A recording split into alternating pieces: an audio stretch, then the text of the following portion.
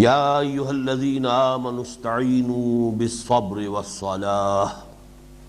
ان اللہ مع الصابرین ولا تقولوا لمن يقتل في سبيل الله اموات بل احیاء ولكن لا تشعرون وَلَنَبْلُوَنَّكُمْ بِشَيْءٍ مِّنَ الْخَوْفِ وَالْجُوعِ وَنَقْصٍ مِّنَ الْأَمْوَالِ وَالْأَنفُسِ وَالثَّمَرَاتِ وَبَشِّرِ الصَّابِرِينَ الَّذِينَ إِذَا أَصَابَتْهُم مُّصِيبَةٌ قَالُوا إِنَّا لِلَّهِ وَإِنَّا إِلَيْهِ رَاجِعُونَ أُولَئِكَ عَلَيْهِمْ صَلَوَاتٌ مِّن رَّبِّهِمْ وَرَحْمَةٌ وَأُولَئِكَ هُمُ الْمُهْتَدُونَ إِنَّ الصَّفَا وَالْمَرْوَةَ مِن شَعَائِرِ اللَّهِ فَمَنْ حَجَّ الْبَيْتَ أَوِ اعْتَمَرَ فَلَا جُنَاحَ عَلَيْهِ أَن يَطَّوَّفَ بِهِمَا وَمَن تَطَوَّعَ خَيْرًا فَإِنَّ اللَّهَ شَاكِرٌ عَلِيمٌ ان الذين يكتمون ما انزلنا من البينات والهدى من بعد ما بيناه للناس في الكتاب اولئك يلعنهم الله ويلعنهم اللاعنون الا الذين تابوا واصلحوا وبينوا فاولئك اتوب عليهم وانا التواب الرحيم ان الذين كفروا وماتوا وهم كفار اولئك عليهم لعنة الله والملائكة والناس اجمعين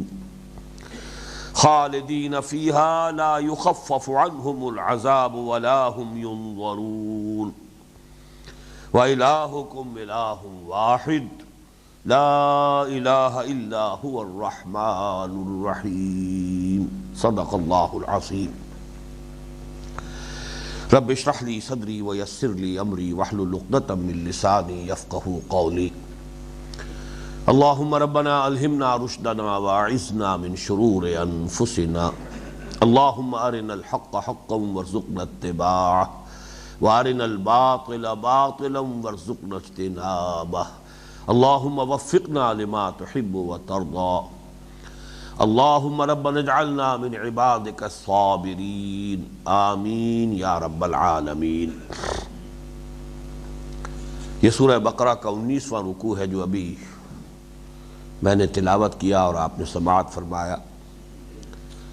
اور اس سے اس سورہ مبارکہ کا نصف ثانی حصہ دوم شروع ہو رہا ہے۔ ذہن میں تازہ کر لیجئے، بار بار یہ بات آ چکی ہے کہ یہ سورہ مبارکہ جس کو ایک عنوان جس کے لیے میں نے تجویز کیا ہے سورۃ الامتین، یہ تقریباً برابر نصفین دو حصوں میں منقسم ہے۔ پہلے حصے میں زیادہ تر تو خطاب براہ راست ہے سابقہ امت مسلمہ یعنی بنی اسرائیل سے، اور اس سے پہلے اور اس کے بعد اگرچہ براہ راست خطاب نہیں ہے لیکن روح سخن اصلاً انہی کی جانب ہے۔ دوسرے حصے میں خطاب جو ہے وہ جو موجودہ امت مسلمہ ہے، امت محمد صلی اللہ علیہ وسلم، اس سے خطاب ہے۔ اگرچہ یہ بات نوٹ کر لیجئے اور یہ اس کے لیے مناسب موقع ہے کہ اس کی وضاحت ہو جائے، یہ ساری تقسیمیں جو ہم کرتے ہیں یہ ہماری اجتہادی تقسیم ہے، یہ کوئی منصوص تقسیم نہیں ہے، یعنی یہ کہ یہ نبی اکرم صلی اللہ علیہ وسلم سے اس طور سے منقول ہو، معصور ہو، یہ بات نہیں ہے، بلکہ یہ تو اپنے غور و فکر سے کچھ نتائج ہیں جو ہم اخذ کرتے ہیں، ان میں اختلاف رائے کی بھی گنجائش ہے۔ مزید برآں قرآن مجید میں اس طرح کی تقسیمیں جو ہیں وہ بڑی شارپ نہیں ہوتی۔ ظاہر بات ہے کہ شارپ تقسیم تو جو ہماری ایک خاص ترتیب ہوتی ہے کتابوں کی اسی میں ہوتی ہے کہ ابواب ہے، ہر باب کا ایک جدا عنوان ہے، اس عنوان کا تعلق ہے اس باب کے مضمون سے، اس کے موضوع سے، پھر ایک باب میں ایک بحث مکمل ہو جاتی ہے، پھر اس بات کو دوبارہ جو ہے اگلے کسی باب میں چھیڑا نہیں جاتا۔ یہ جو معروف اسلوب ہے کتابوں کا دنیا میں، جس کو کہ ہم جانتے ہیں پہچانتے ہیں، آسمانی کتابیں اس انداز پر نہیں ہیں۔ خاص طور پر قرآن مجید کا اسلوب، یہ بارہا میں عرض کر چکا ہوں، خود منفرد ہے، اس کا کوئی اسلوب جو ہے اس کی کوئی دوسری مثال موجود ہی نہیں، لہذا اس کی صورتوں کو آپ چیپٹرز نہیں کہہ سکتے، کوئی اور عنوان دے ہی نہیں سکتے، یہ چیپٹرز نہیں ہیں۔ اسی طرح آیات جو ہے وہ آیات ہی کا لفظ ان کے لیے استعمال کیا جا سکتا ہے، نہ ورسز کہا جا سکتا ہے، نہ سینٹنسز کہا جا سکتا ہے، یہ اپنی جگہ پر مستقل اصطلاحات جو قرآن کی ہیں وہی ہیں کہ جو اپلیکیبل ہے، کوئی دوسری معروف اصطلاح جو ہے وہ ان پر منطبق نہیں کی جا سکتی۔ یہ میں نے جو انٹروڈکٹری لیکچرز دیے تھے جب دوبارہ تسلسل کے ساتھ درس قرآن کا ہمارا آغاز ہوا تھا، تو اس میں یہ ساری باتیں میں وضاحت کے ساتھ بیان کر چکا ہوں۔ تو میں اس وقت جو عرض کر رہا تھا وہ یہ کہ یہ تقسیم جو ہوتی ہے، مثلا دو حصوں میں جو تقسیم ہے، وہ جو سورہ فاتحہ کی تقسیم ہے وہ منصوص ہے، اس لیے کہ اس میں تو حدیث قدسی موجود ہے کہ اللہ تعالیٰ فرماتے ہیں قسمت الصلاۃ بینی و بین عبدی نصفین، میں نے صلاۃ کو، یعنی صلاۃ سے مراد سورہ فاتحہ ہے، وہاں اپنے اور اپنے بندے کے مابین برابر برابر دو نصف حصوں میں تقسیم کر لیا ہے۔ وہاں وہ تقسیم بالکل واضح ہے، بالکل معین ہے، منصوص ہے، یہ لفظ جو استعمال کر رہا ہوں اس لیے کہ وہ حدیث قدسی میں اس کا تذکرہ موجود ہے، اسی لیے وہاں لائن بھی بڑی شارپ ہے، 3.5 آیات ایک طرف، 3.5 آیات ایک طرف، بیچ میں حرف عطف ہے کہ جو اس پوری سورہ مبارکہ کو دو حصوں میں تقسیم کر رہا ہے، اس پر تفصیل سے گفتگو ہو چکی ہے۔ یہ جو معاملہ سورہ بقرہ کا ہے، یہ میری ایک رائے ہے، بات کو سمجھانے کے لیے ایک اسلوب ہے، یہ کوئی منصوص بات نہیں ہے، اسی لیے یہاں پر ڈویژن کی جو لائن ہے وہ شارپ نہیں، بلکہ ان دونوں حصوں کے مابین اب لفظ استعمال کر رہا ہوں کہ انٹرلاکنگ آپ پائیں گے کہ یہ دونوں چیزیں آپس میں مربوط بھی ہیں۔ اس کی ایک مثال یہ ہے کہ امت مسلمہ کی غرض تاسیس کیا ہے، یہ امت کس لیے برپا کی گئی ہے، اس کا فرض منصبی کیا ہے۔ ظاہر بات ہے کہ اہم ترین مضمون ہے، اور اس کا تعلق تو نصف ثانی سے ہوا ہماری تقسیم کے مطابق، لیکن یہ ہم دیکھ چکے ہیں کہ 17ویں رکوع میں وہ الفاظ آئے ہیں وَكَذَلِكَ جَعَلْنَاكُمْ أُمَّةً وَسَطًا لِتَكُونُوا شُهَدَاءَ عَلَى النَّاسِ وَيَكُونَ الرَّسُولُ عَلَيْكُمْ شَهِيدًا۔ یہ فرق تو ہے یا ایھا الذین آمنوا سے وہ آیت شروع نہیں ہوئی، لیکن ظاہر بات ہے کہ اس میں کوئی اختلاف کی گنجائش ہی نہیں کہ خطاب امت مسلمہ سے ہے، مسلمانوں سے ہے۔ وَكَذَلِكَ جَعَلْنَاكُمْ أُمَّةً وَسَطًا لِتَكُونُوا شُهَدَاءَ عَلَى النَّاسِ وَيَكُونَ الرَّسُولُ عَلَيْكُمْ شَهِيدًا۔ تو ہماری تقسیم کے مطابق یہ مضمون نصف ثانی کا ہے، لیکن یہ کہ وہ نصف اول کے اختتام پر آ گیا ہے۔ اسی طرح جیسے ابھی ہم نے جو آیات یہاں تلاوت کی ہیں، ان میں صفا اور مروہ کا تذکرہ آ گیا، ان الصفا والمروہ من شعائر اللہ، یہ مضمون اصلاً جو ہے 15ویں رکوع میں مکمل ہو چکا ہے۔ وَإِذْ جَعَلْنَا الْبَيْتَ مَثَابَةً لِلنَّاسِ وَأَمْنًا، سو بیت اللہ کا تذکرہ، پھر اس کا زیارت گاہ بنایا جانا، اس کی طرف بار بار لوگوں کا آنا، پھر اس میں مقام ابراہیم کا تذکرہ۔ اب یہ ساری چیزیں جو ہے وہ یہ سورہ بقرہ کے اس حصے میں آ چکے 15ویں رکوع میں، اس کا صرف ایک تتمہ ہے، اور بالکل اس رکوع کے مضامین میں آپ دیکھیں گے کہ وہ بالکل علیحدہ سی بات معلوم ہو رہی ہے کہ وہ اس سے پہلے 5 آیات میں سارا خطاب مسلمانوں سے ہے، اور وہ ہے اس اعتبار سے کہ جو فرض منصبی تمہارے کاندھوں پر آیا ہے یہ بہت کٹھن ہے، بہت بھاری ہے، یہ شہادت گاہ الفت میں قدم رکھنا ہے۔ لوگ آسان سمجھتے ہیں مسلمان ہونا، تمہیں اس میں بڑی بڑی مشکلات کا سامنا ہوگا۔ وَلَنَبْلُوَنَّكُمْ بِشَيْءٍ مِّنَ الْخَوْفِ وَالْجُوعِ وَنَقْصٍ مِّنَ الْأَمْوَالِ وَالْأَنفُسِ وَالثَّمَرَاتِ، لیکن اس کے بعد ان الصفا والمروہ من شعائر اللہ، اب اس مضمون کا تعلق وہاں جوڑے گا کہاں جہاں 15ویں رکوع میں ساری بات ہو چکی ہے، لیکن یہ کہ اسی کو میں کہہ رہا ہوں انٹرلاکنگ، کہ یہ در حقیقت میں نے مثالیں دو آپ کے سامنے، اسی طریقے سے ایک تیسری مثال بھی ہے کہ جس طرح اہم ترین مضمون جو ہے کہ اس امت کی غرض تاسیس کیا ہے، اس کا فرض منصبی کیا ہے، جو نصف ثانی سے متعلق ہے، آ گیا نصف اول میں، اسی طرح آخری تنبیہ جو کی جا رہی ہے یہود کو، اگرچہ خطاب نہیں ہے، جیسے وہاں بھی خطاب نہیں ہے یا ایھا الذین آمنوا سے، بلکہ براہ راست وَكَذَلِكَ جَعَلْنَاكُمْ أُمَّةً وَسَطًا لِتَكُونُوا شُهَدَاءَ عَلَى النَّاسِ وَيَكُونَ الرَّسُولُ عَلَيْكُمْ شَهِيدًا۔ اسی طریقے سے سابقہ امت مسلمہ کو آخری تنبیہ، اور ابھی ہم دیکھیں گے کہ جو سب سے زیادہ سٹرونگ الفاظ میں جو تنبیہ ہو رہی ہے وہ اس رکوع کے اندر ہو رہی ہے، لیکن ان سے خطاب کے انداز میں نہیں، براہ راست گفتگو نہیں۔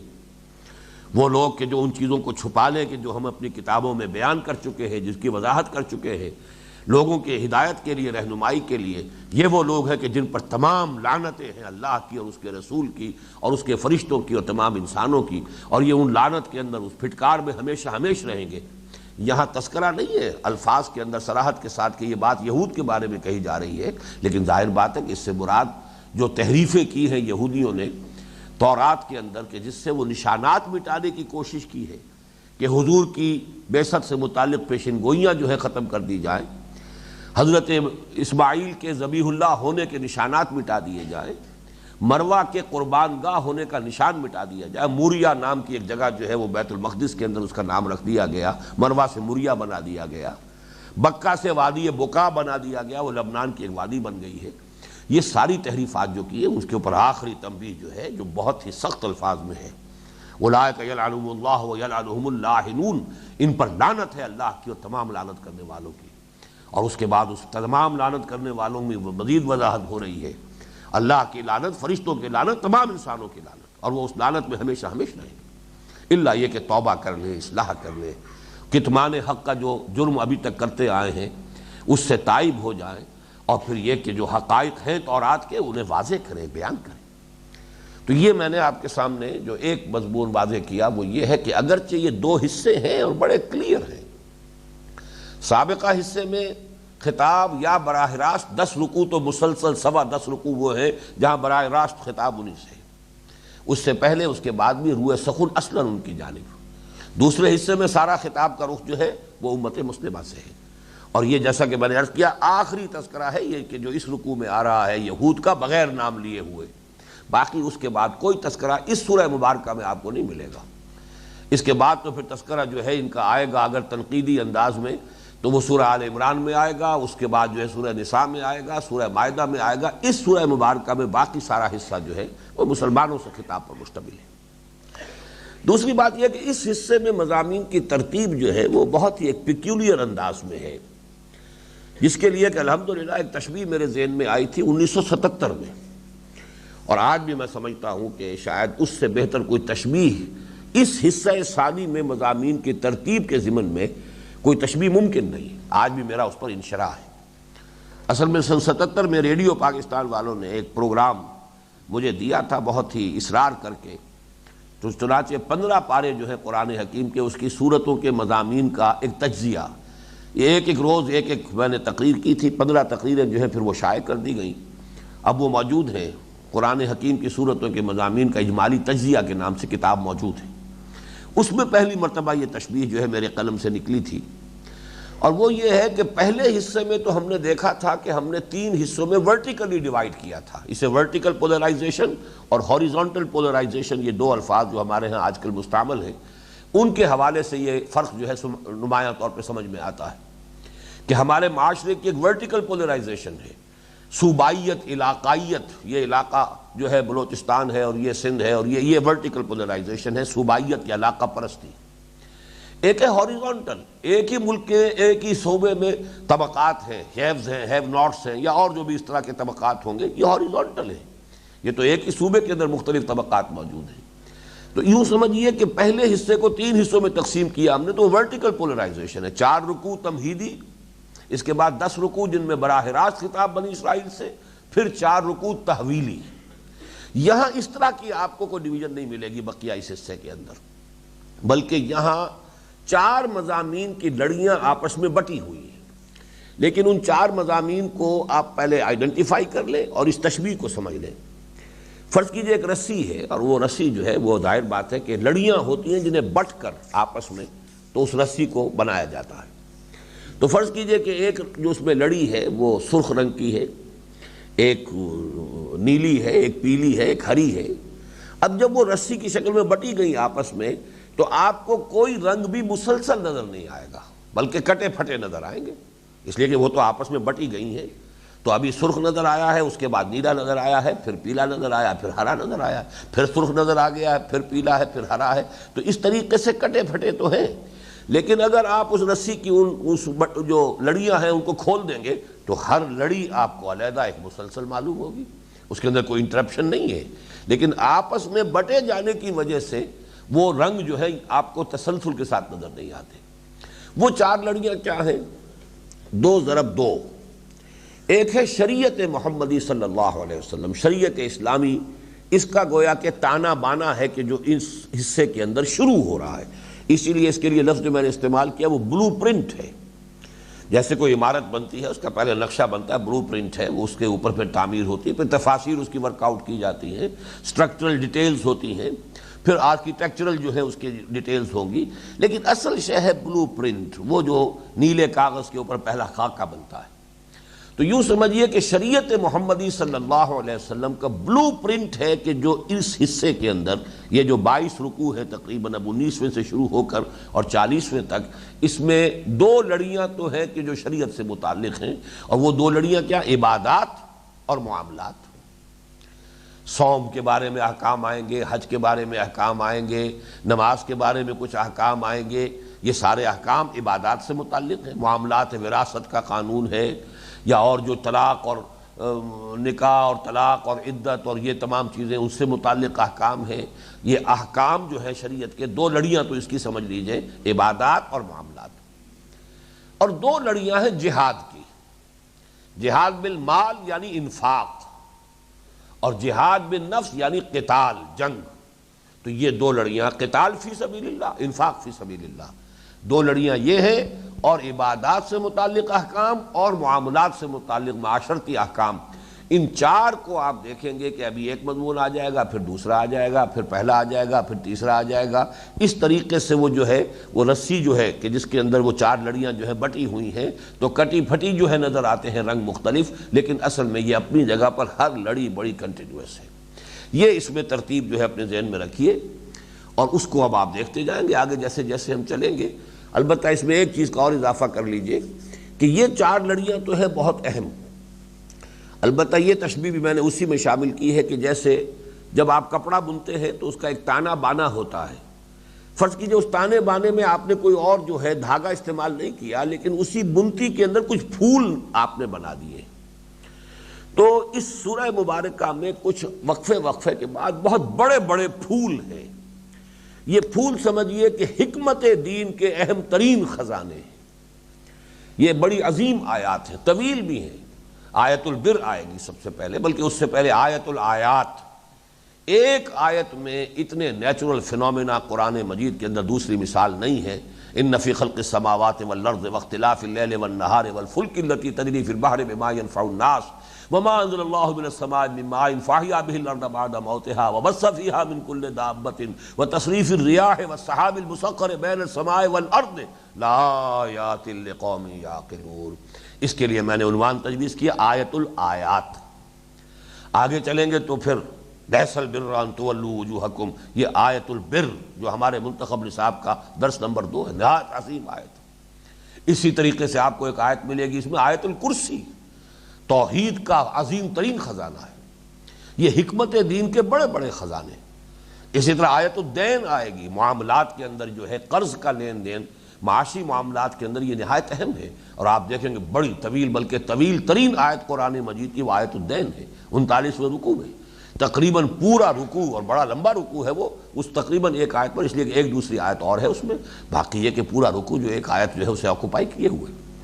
تو اس طرح کے درمیان میں بنتی میں جیسے پھول بن دیے گئے ہوں، تو یہ ہے ترتیب اس حصے کی. اب آئیے بسم اللہ کیجئے. یا ایھا الذین آمنوا، اے اہل ایمان. اس کے حوالے سے کچھ باتیں میں اس سے پہلے عرض کر چکا ہوں. آیت نمبر 45 میں جب یہ گفتگو ہوئی تھی، نہیں یہ 14ویں رکوع کے شروع میں بھی یا ایھا الذین آمنوا ایک مرتبہ آ چکا ہے. البقرہ 104 جو آیت ہے جو ہم پڑھ چکے ہیں، اس وقت میں نے کچھ باتیں عرض کی تھی، اس وقت صرف گنتی کروں گا. نمبر 1، پورا مکی قرآن یا ایھا الذین آمنوا کے صیغہ خطاب سے خالی ہے. اور نوٹ کیجئے جنہوں نے پہلے نوٹ نہیں کیا ہے، 2/3 قرآن مکی ہے. یا ایھا الذین آمنوا کے الفاظ آپ کو نہیں ملیں گے. حالانکہ ظاہر بات ہے جیسے ہی قرآن کا نزول شروع ہوا اہل ایمان بھی شروع ہو گئے. حضور نے جیسے ہی دعوت پیش کی ابو بکر ایمان لے آئے، اور رفتہ رفتہ لوگ بڑھتے جا رہے ہیں. اب 10 ہو گئے، 15 ہو گئے، 40 ہو گئے. یا ایھا الذین آمنوا سے خطاب نہیں ہے. اگر خطاب ملے گا بھی تو یا عبادی الذین آمنوا، یا عبادی الذین اسرفوا. لیکن یہ جو صیغہ خطاب ہے یا ایھا الذین آمنوا، یہ ہے امت سے، بحیثیت امت. اور اس امت کی تشکیل اصل میں آ کر مدینے میں ہوئی ہے. جیسا کہ میں عرض کر چکا ہوں کہ کورونیشن جو ہے، تاج پوشی ہوئی ہے اس امت کی، وہ تحویل قبلہ اس کی علامت ہے۔ اس کے بعد سے مسلمان ایک امت ہے۔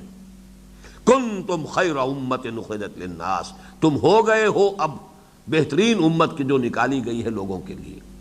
تو اس ٹائٹل کو، جو اس ٹائٹل کے لیے انٹائٹلمنٹ جو ہوا ہے مسلمانوں کا، وہ ہجرت کے بعد ہوا ہے اور ایک امت کی حیثیت حاصل ہوئی ہے۔ ورنہ اس سے پہلے مسلمان تھے بس ایک جماعت کہہ لیں، ایک معاشرہ کہہ لیں، ایک بردرہڈ، بلکہ زیادہ صحیح لفظ ہوگا کہ وہ ایک بردرہڈ تھی کہ جو مکے کے اندر بن رہی تھی۔ لیکن یہ کہ اصل میں امت کی حیثیت جو ہے وہ مدنی دور میں آ کر، اب اس سے ریلیٹ کر لیجئے، صرف استثناء ایک ہے اس میں، اور وہ سورہ حج میں آیا ہے، یا ایھا الذین آمنوا، آخری دو آیات جو ہے سورہ حج کی، یا ایھا الذین آمنوا ارکعوا واسجدوا واعبدوا ربکم وافعلوا الخیر لعلکم تفلحون۔ تو سورہ حج کے بارے میں یہ بھی نوٹ کر لیجئے کہ مختلف فی ہے یہ بات کہ وہ مکی ہے کہ مدنی ہے۔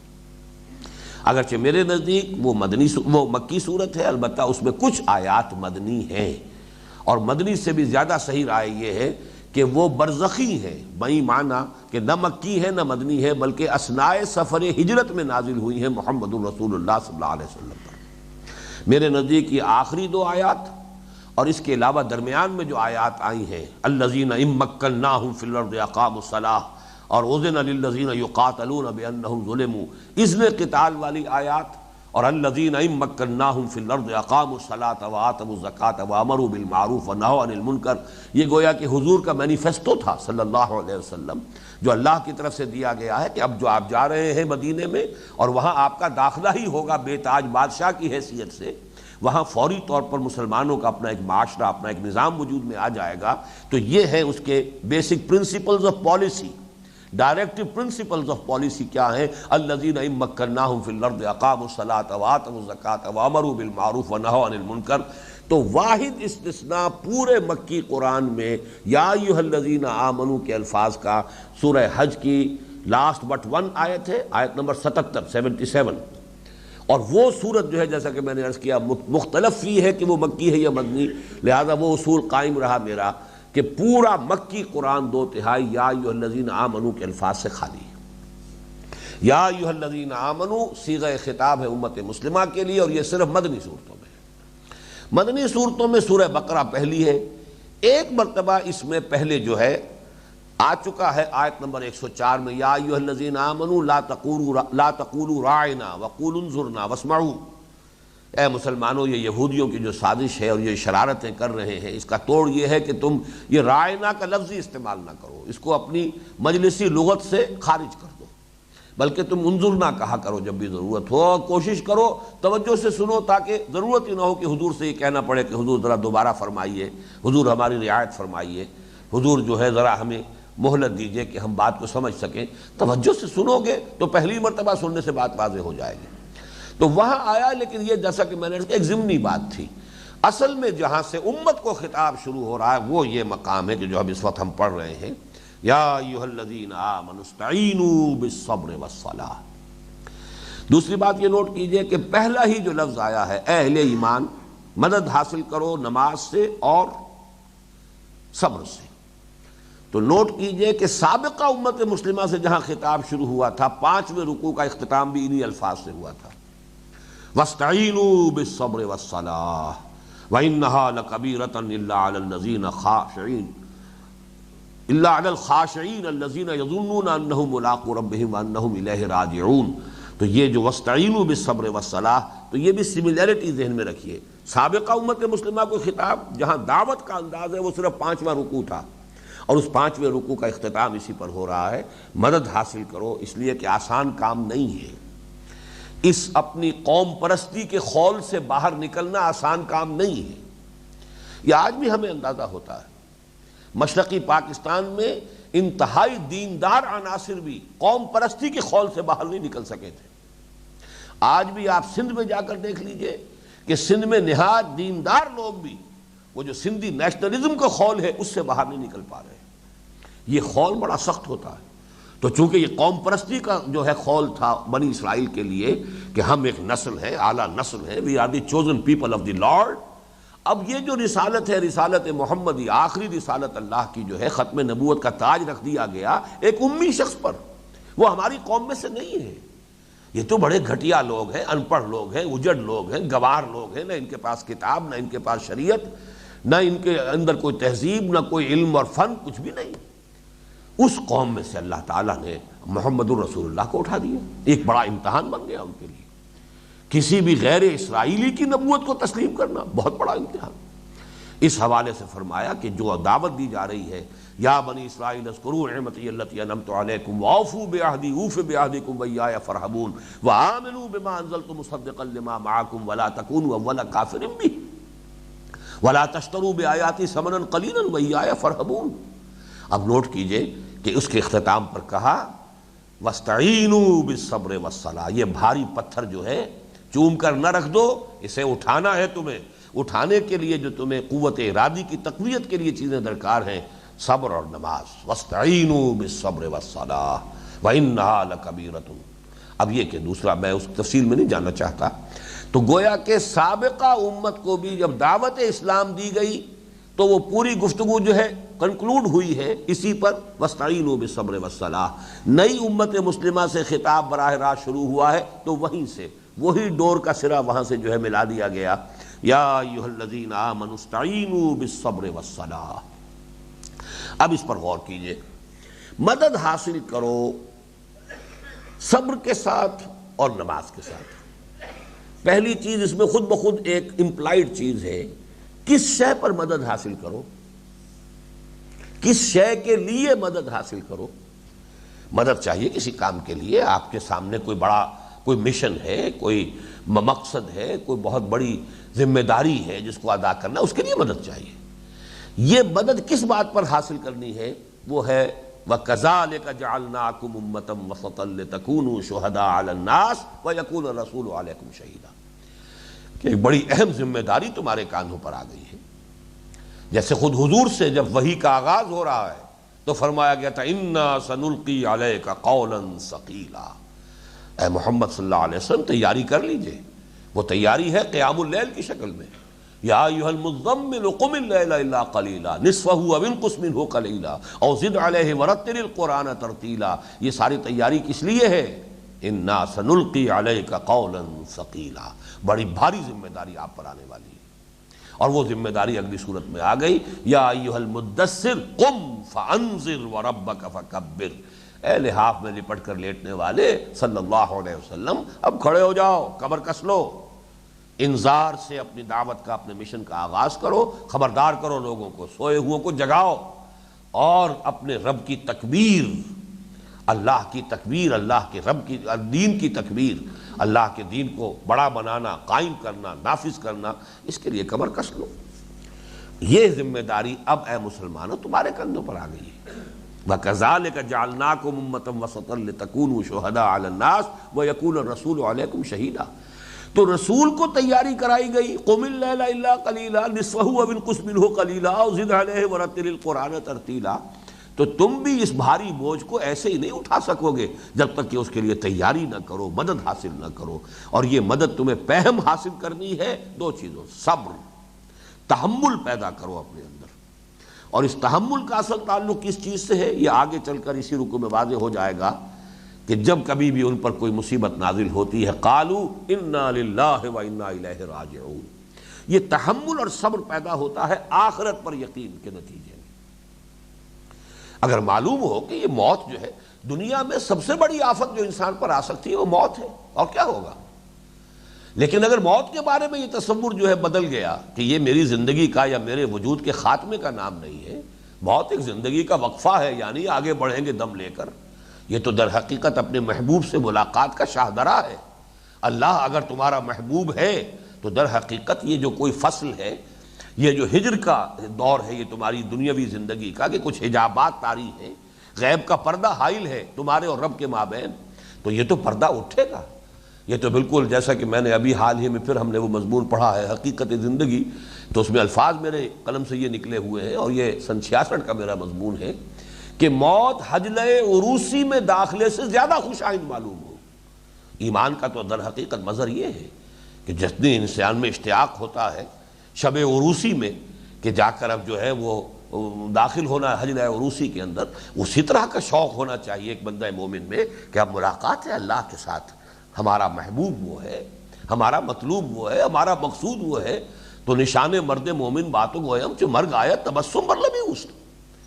اس پر اب ذرا نوٹ کیجئے کہ منحصر مرنے پہ ہو جس کی امید، نا امیدی اس کی دیکھا چاہیے۔ جس کے لیے موت اس سے ایسی خوشائند چیز ہو چکی ہو، اب اس کے لیے نا امیدی کس بات میں ہوگی؟ اسے خوف ہوگا تو کس بات کا ہوگا؟ اس کے اندر کم ہمتی ہوگی تو کس بات سے پیدا ہوگی؟ تو پہلی بات ہے صبر، اور دوسری بات اللہ کے ساتھ ایک تعلق مستقل پائیدار تعلق، وہ نماز۔ یہ مکی قرآن میں بھی جو ہمارے منتخب نصاب میں سورہ عنکبوت ہے،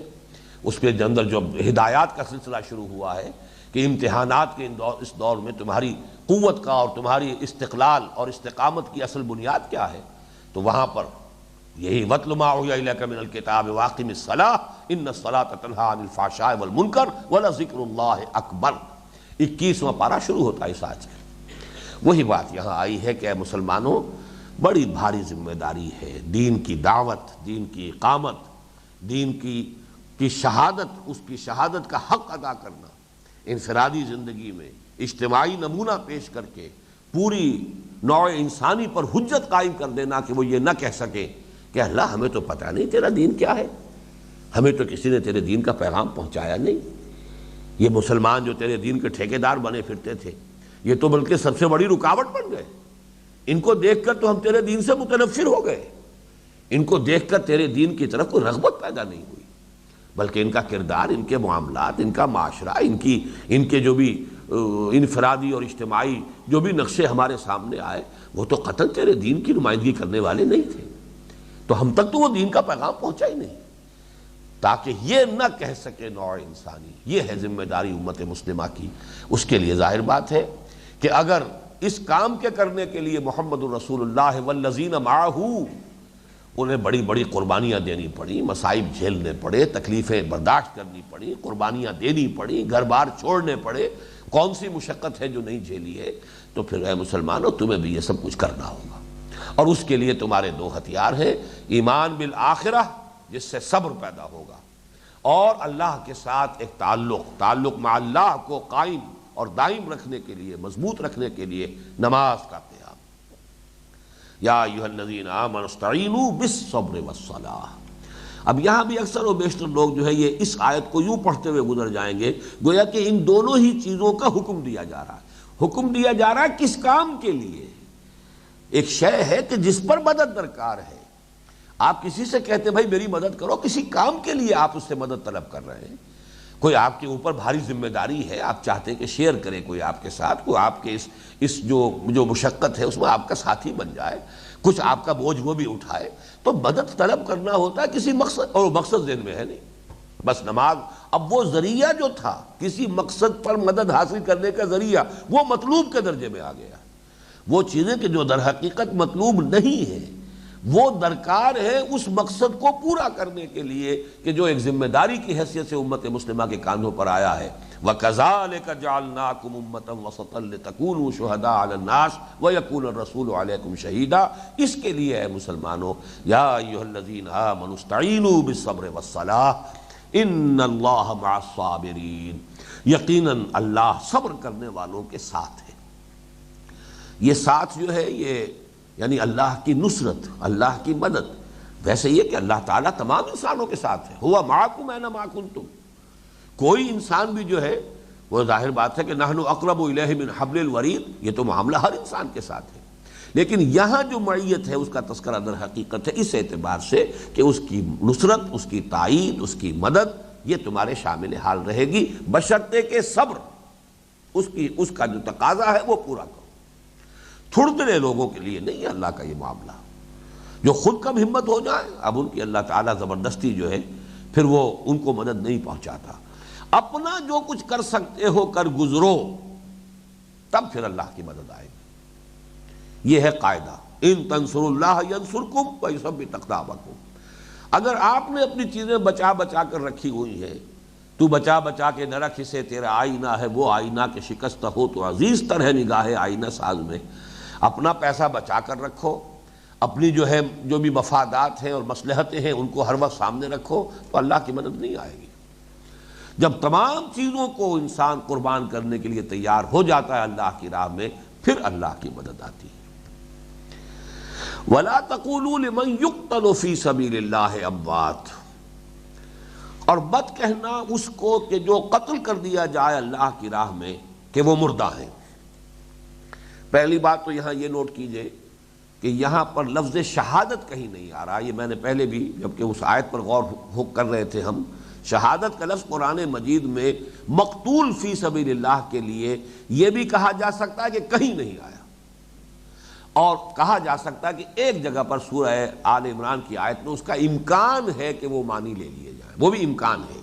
وہ بھی یہ نہیں کہ لازماً وہی معنی وہاں پر جو ہے وہ لینے جو ہے انسان مجبور ہو وہ معنی لینے پر، یہ نہیں ہے، لیکن امکان ہے۔ باقی کسی اور جگہ تو امکان ہی نہیں۔ شہادت وہی ہے، گواہی، قول سے گواہی، عمل سے گواہی، اپنی جان دے کر گواہی، اور حجت قائم کر دیا جائے تاکہ قیامت کے دن بھی اللہ تعالیٰ کی عدالت میں کھڑے ہو کر سرکاری گواہ کی حیثیت سے ٹیسٹیفائی کر سکیں، پروزیکیوشن وٹنس کی حیثیت سے کھڑے ہو کر اے اللہ تیرے دین کا پیغام ہم نے ان تک پہنچا دیا تھا۔ Now they are responsible, they are accountable، یہ ہے شہادت۔ اس لیے کار رسالت کے لیے یہ لفظ جو ہے جامع ترین لفظ وہ شہادت ہے۔ اِنَّا أَرْسَلْنَا إِلَيْكُمْ رَسُولًا شَاهِدًا عَلَيْكُمْ كَمَا أَرْسَلْنَا إِلَىٰ فِرْعَوْنَ رَسُولًا، شہادت ہے وہ۔ یا ایھا النبی انا ارسلناک شاہدا ومبشرا ونذیرا وداعیا الی اللہ باذنہ وسراجا منیرا وکذالک جعلناکم امۃ وسطا لتکونوا شہداء علی الناس ویکون الرسول علیکم شہیدا۔ باقی حدیث میں یہ لفظ اس معنی میں آیا ہے، لیکن میں جس چیز کو ایمفیسائز کرنا چاہتا ہوں کہ اس کا جو یہ نتیجہ نکلا ہے کہ اس کا صرف یہی مفہوم ذہنوں میں رہ گیا ہے، تو یہ حجاب بن گیا ہے یہ مفہوم شہادت علی الناس کے اس اصل مقصد کے لیے، اس اصل مفہوم کے لیے جو قرآن مجید میں آیا۔ وہ اپنی جگہ پر ہے، حدیث میں آیا ہے، تو یہ مفہوم بھی ہے۔ یہ بھی اور ہی کا فرق ہے سارا، جو میں چاہتا ہوں کہ آپ پر واضح ہو جائے۔ جیسے وہ حدیث جو ہے ہم بھی مانتے ہیں، حدیث جو ہے وہ حدیث ردا جو ہے کہ حضور صلی اللہ علیہ وسلم نے حضرت فاطمہ، حضرت علی اور حضرات حسنین ان کو بھی اپنی ایک چادر میں لیا اور آپ نے فرمایا اللہم ہؤلاء اہل بیتی۔ وہاں پر ہم ترجمہ یہ کرتے ہیں اے اللہ یہ بھی میرے اہل بیت ہیں، ورنہ اصل اہل بیت تو آپ کے ازواج مطہرات ہیں۔ قرآن مجید میں لفظ آیا ہے اہل بیت کا تو ازواج مطہرات کے لیے آیا ہے۔ حضرت سارہ سے خطاب کرتے ہوئے فرشتوں نے جب سلام کیا ہے انہیں تو اہل البیت کا لفظ آیا ہے۔ حضرت سارہ حضرت ابراہیم علیہ الصلوۃ والسلام کی اہلیہ، اور سورہ احزاب میں اہل البیت حضور کے ازواج کو کہا گیا۔ اس حوالے سے اصل معنی وہ ہے، البتہ اے اللہ یہ بھی میرے اہل بیت ہے، یہ اضافی بات ہے۔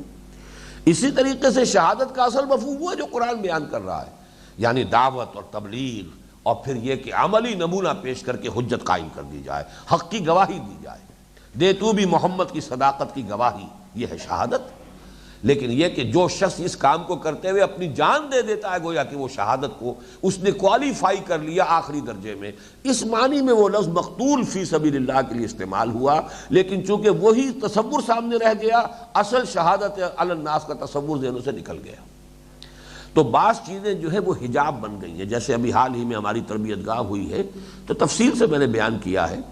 کہ تصوف کا لفظ حجاب بن گیا ہے۔ قرآن و سنت ان دونوں کی ایک بنیادی اصطلاح احسان،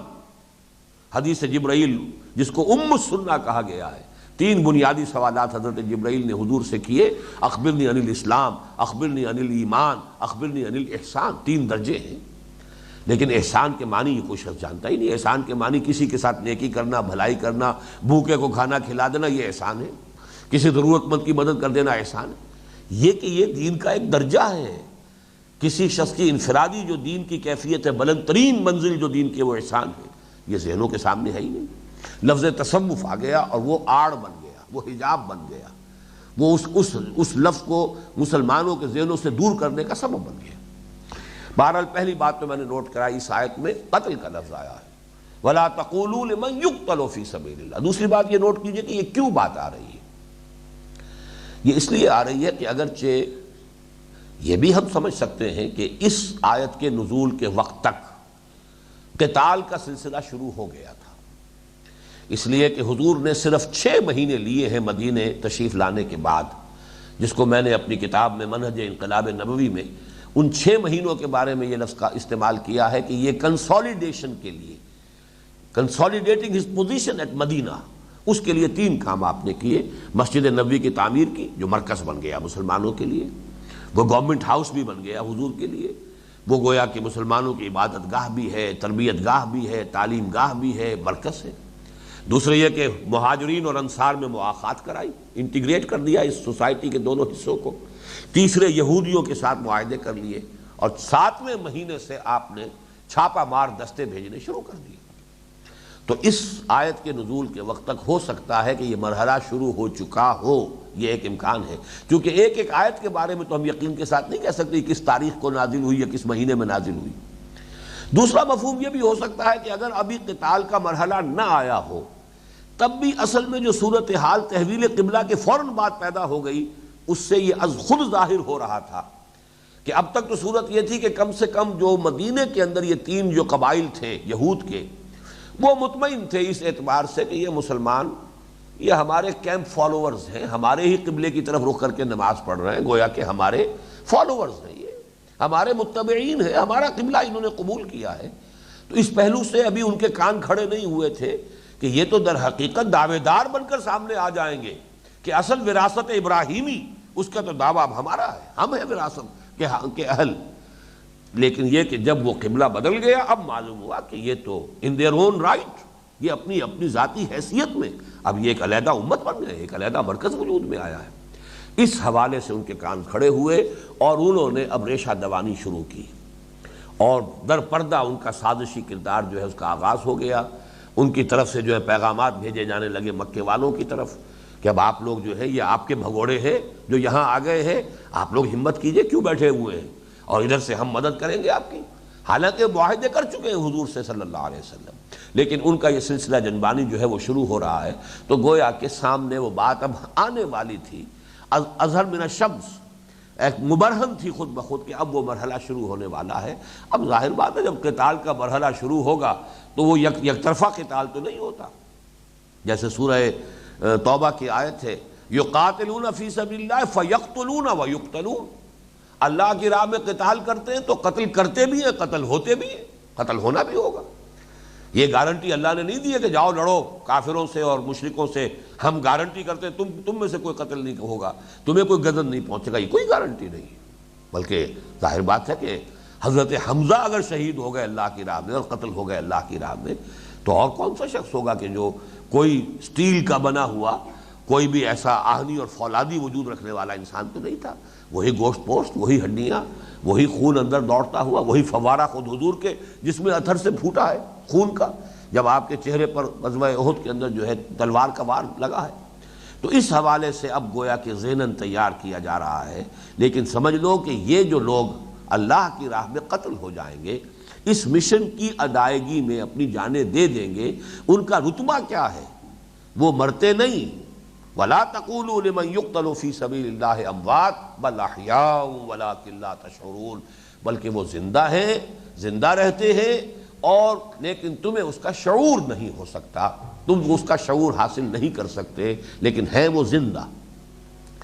اس آیت کو ذرا اب اچھی طرح سمجھیے۔ اگرچہ ہمارے نزدیک کوئی بھی شخص مردہ نہیں ہوتا، ظاہر بات ہے کہ کوئی اللہ کا نیک بندہ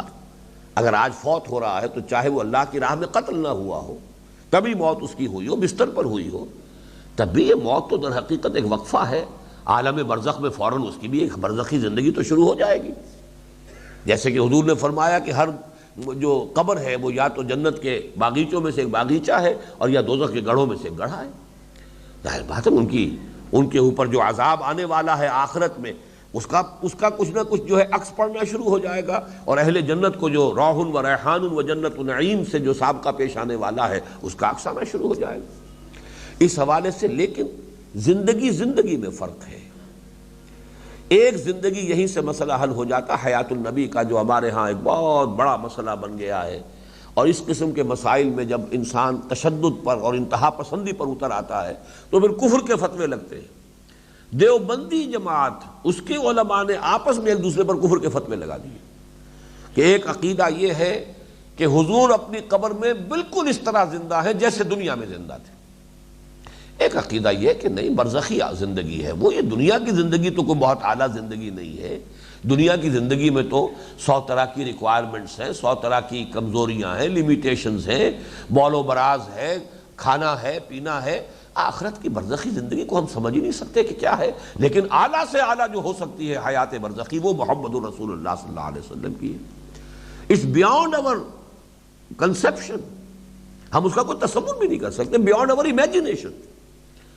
کجا یہ کہ یہ کہنا کہ بالکل ایسے جیسے دنیا میں زندہ تھے، تو یہ خام خواہ کی ایک صراحت کرنا، یہ ایک عقیدہ کی شکل دے دی گئی ہے، اور اس عقیدے میں ذرا سا کوئی شخص اختلاف کرے وہ اس کے اوپر کفر کا فتویٰ لگ جائے گا۔ اب یہاں میں ثابت کر رہا ہوں، اس آیت سے نوٹ کیجئے کہ یہ تیسرے درجے پر کہا جا رہا ہے شہداء کی موت، شہداء کی زندگی کا بھی تمہیں شعور نہیں ہو سکتا۔ شہداء سے اوپر کا درجہ ہے صدیقین کا، صدیقین سے اوپر کا درجہ ہے انبیاء کا، انبیاء سے اوپر ہے اولو العزم من الرسل، اور سب سے اوپر چوٹی پر ہے محمد رسول اللہ صلی اللہ علیہ وسلم۔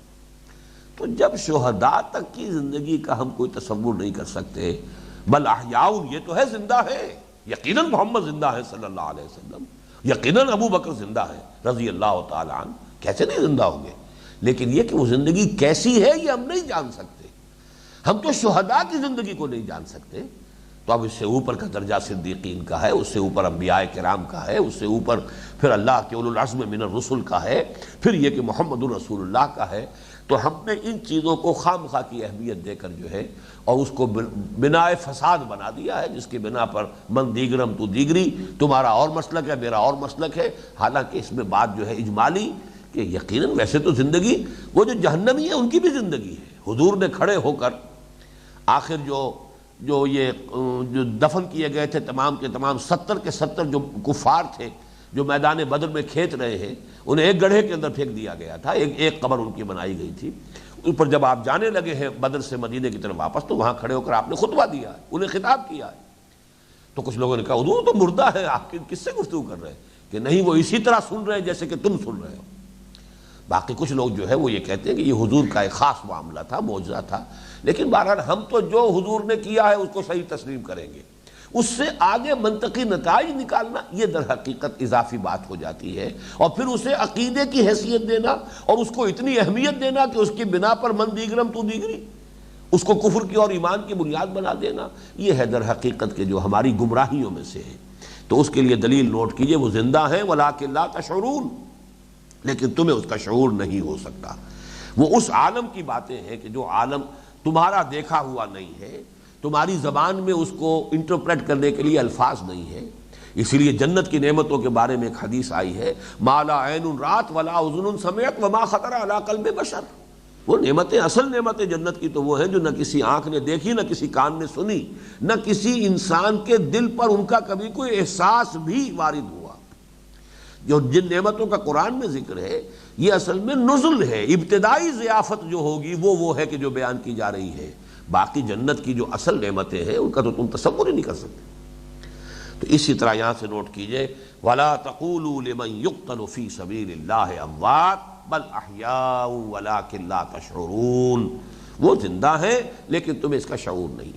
اور یہ نوٹ کر لیجئے، یہ مضمون اتنا اہم ہے کہ اگلی صورت جو ہے سورہ آل عمران میں بھی یہ 2 آیات میں آیا جو یہاں ایک آیت میں آیا، آیت نمبر 169 170، وَلَا تَحْسَبَنَّ الَّذِينَ قُتِلُوا فِي سَبِيلِ اللَّهِ أَمْوَاتًا، ہرگز مت سمجھنا ان کو جو اللہ کی راہ میں قتل ہو جائیں کہ وہ مردہ ہیں، بل احیاء عند ربهم يرزقون، نہیں وہ زندہ ہیں، اپنے رب کے پاس رزق پا رہے ہیں۔ فرحین بما آتاہم اللہ من فضلہ، خوش ہیں، شاداں فرحاں ہیں ان نعمتوں پر جو اللہ تعالیٰ نے انہیں اپنے فضل سے عنایت کی ہیں۔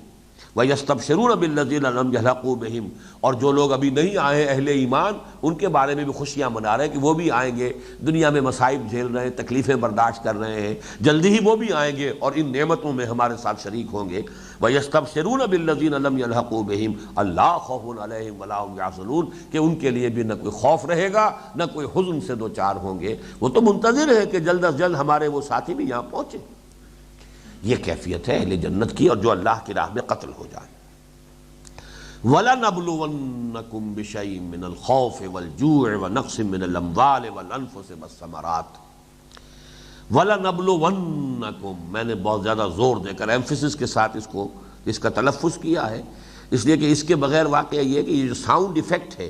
یہ خود ممد ہے اس کے اس مفہوم کو کنوے کرنے میں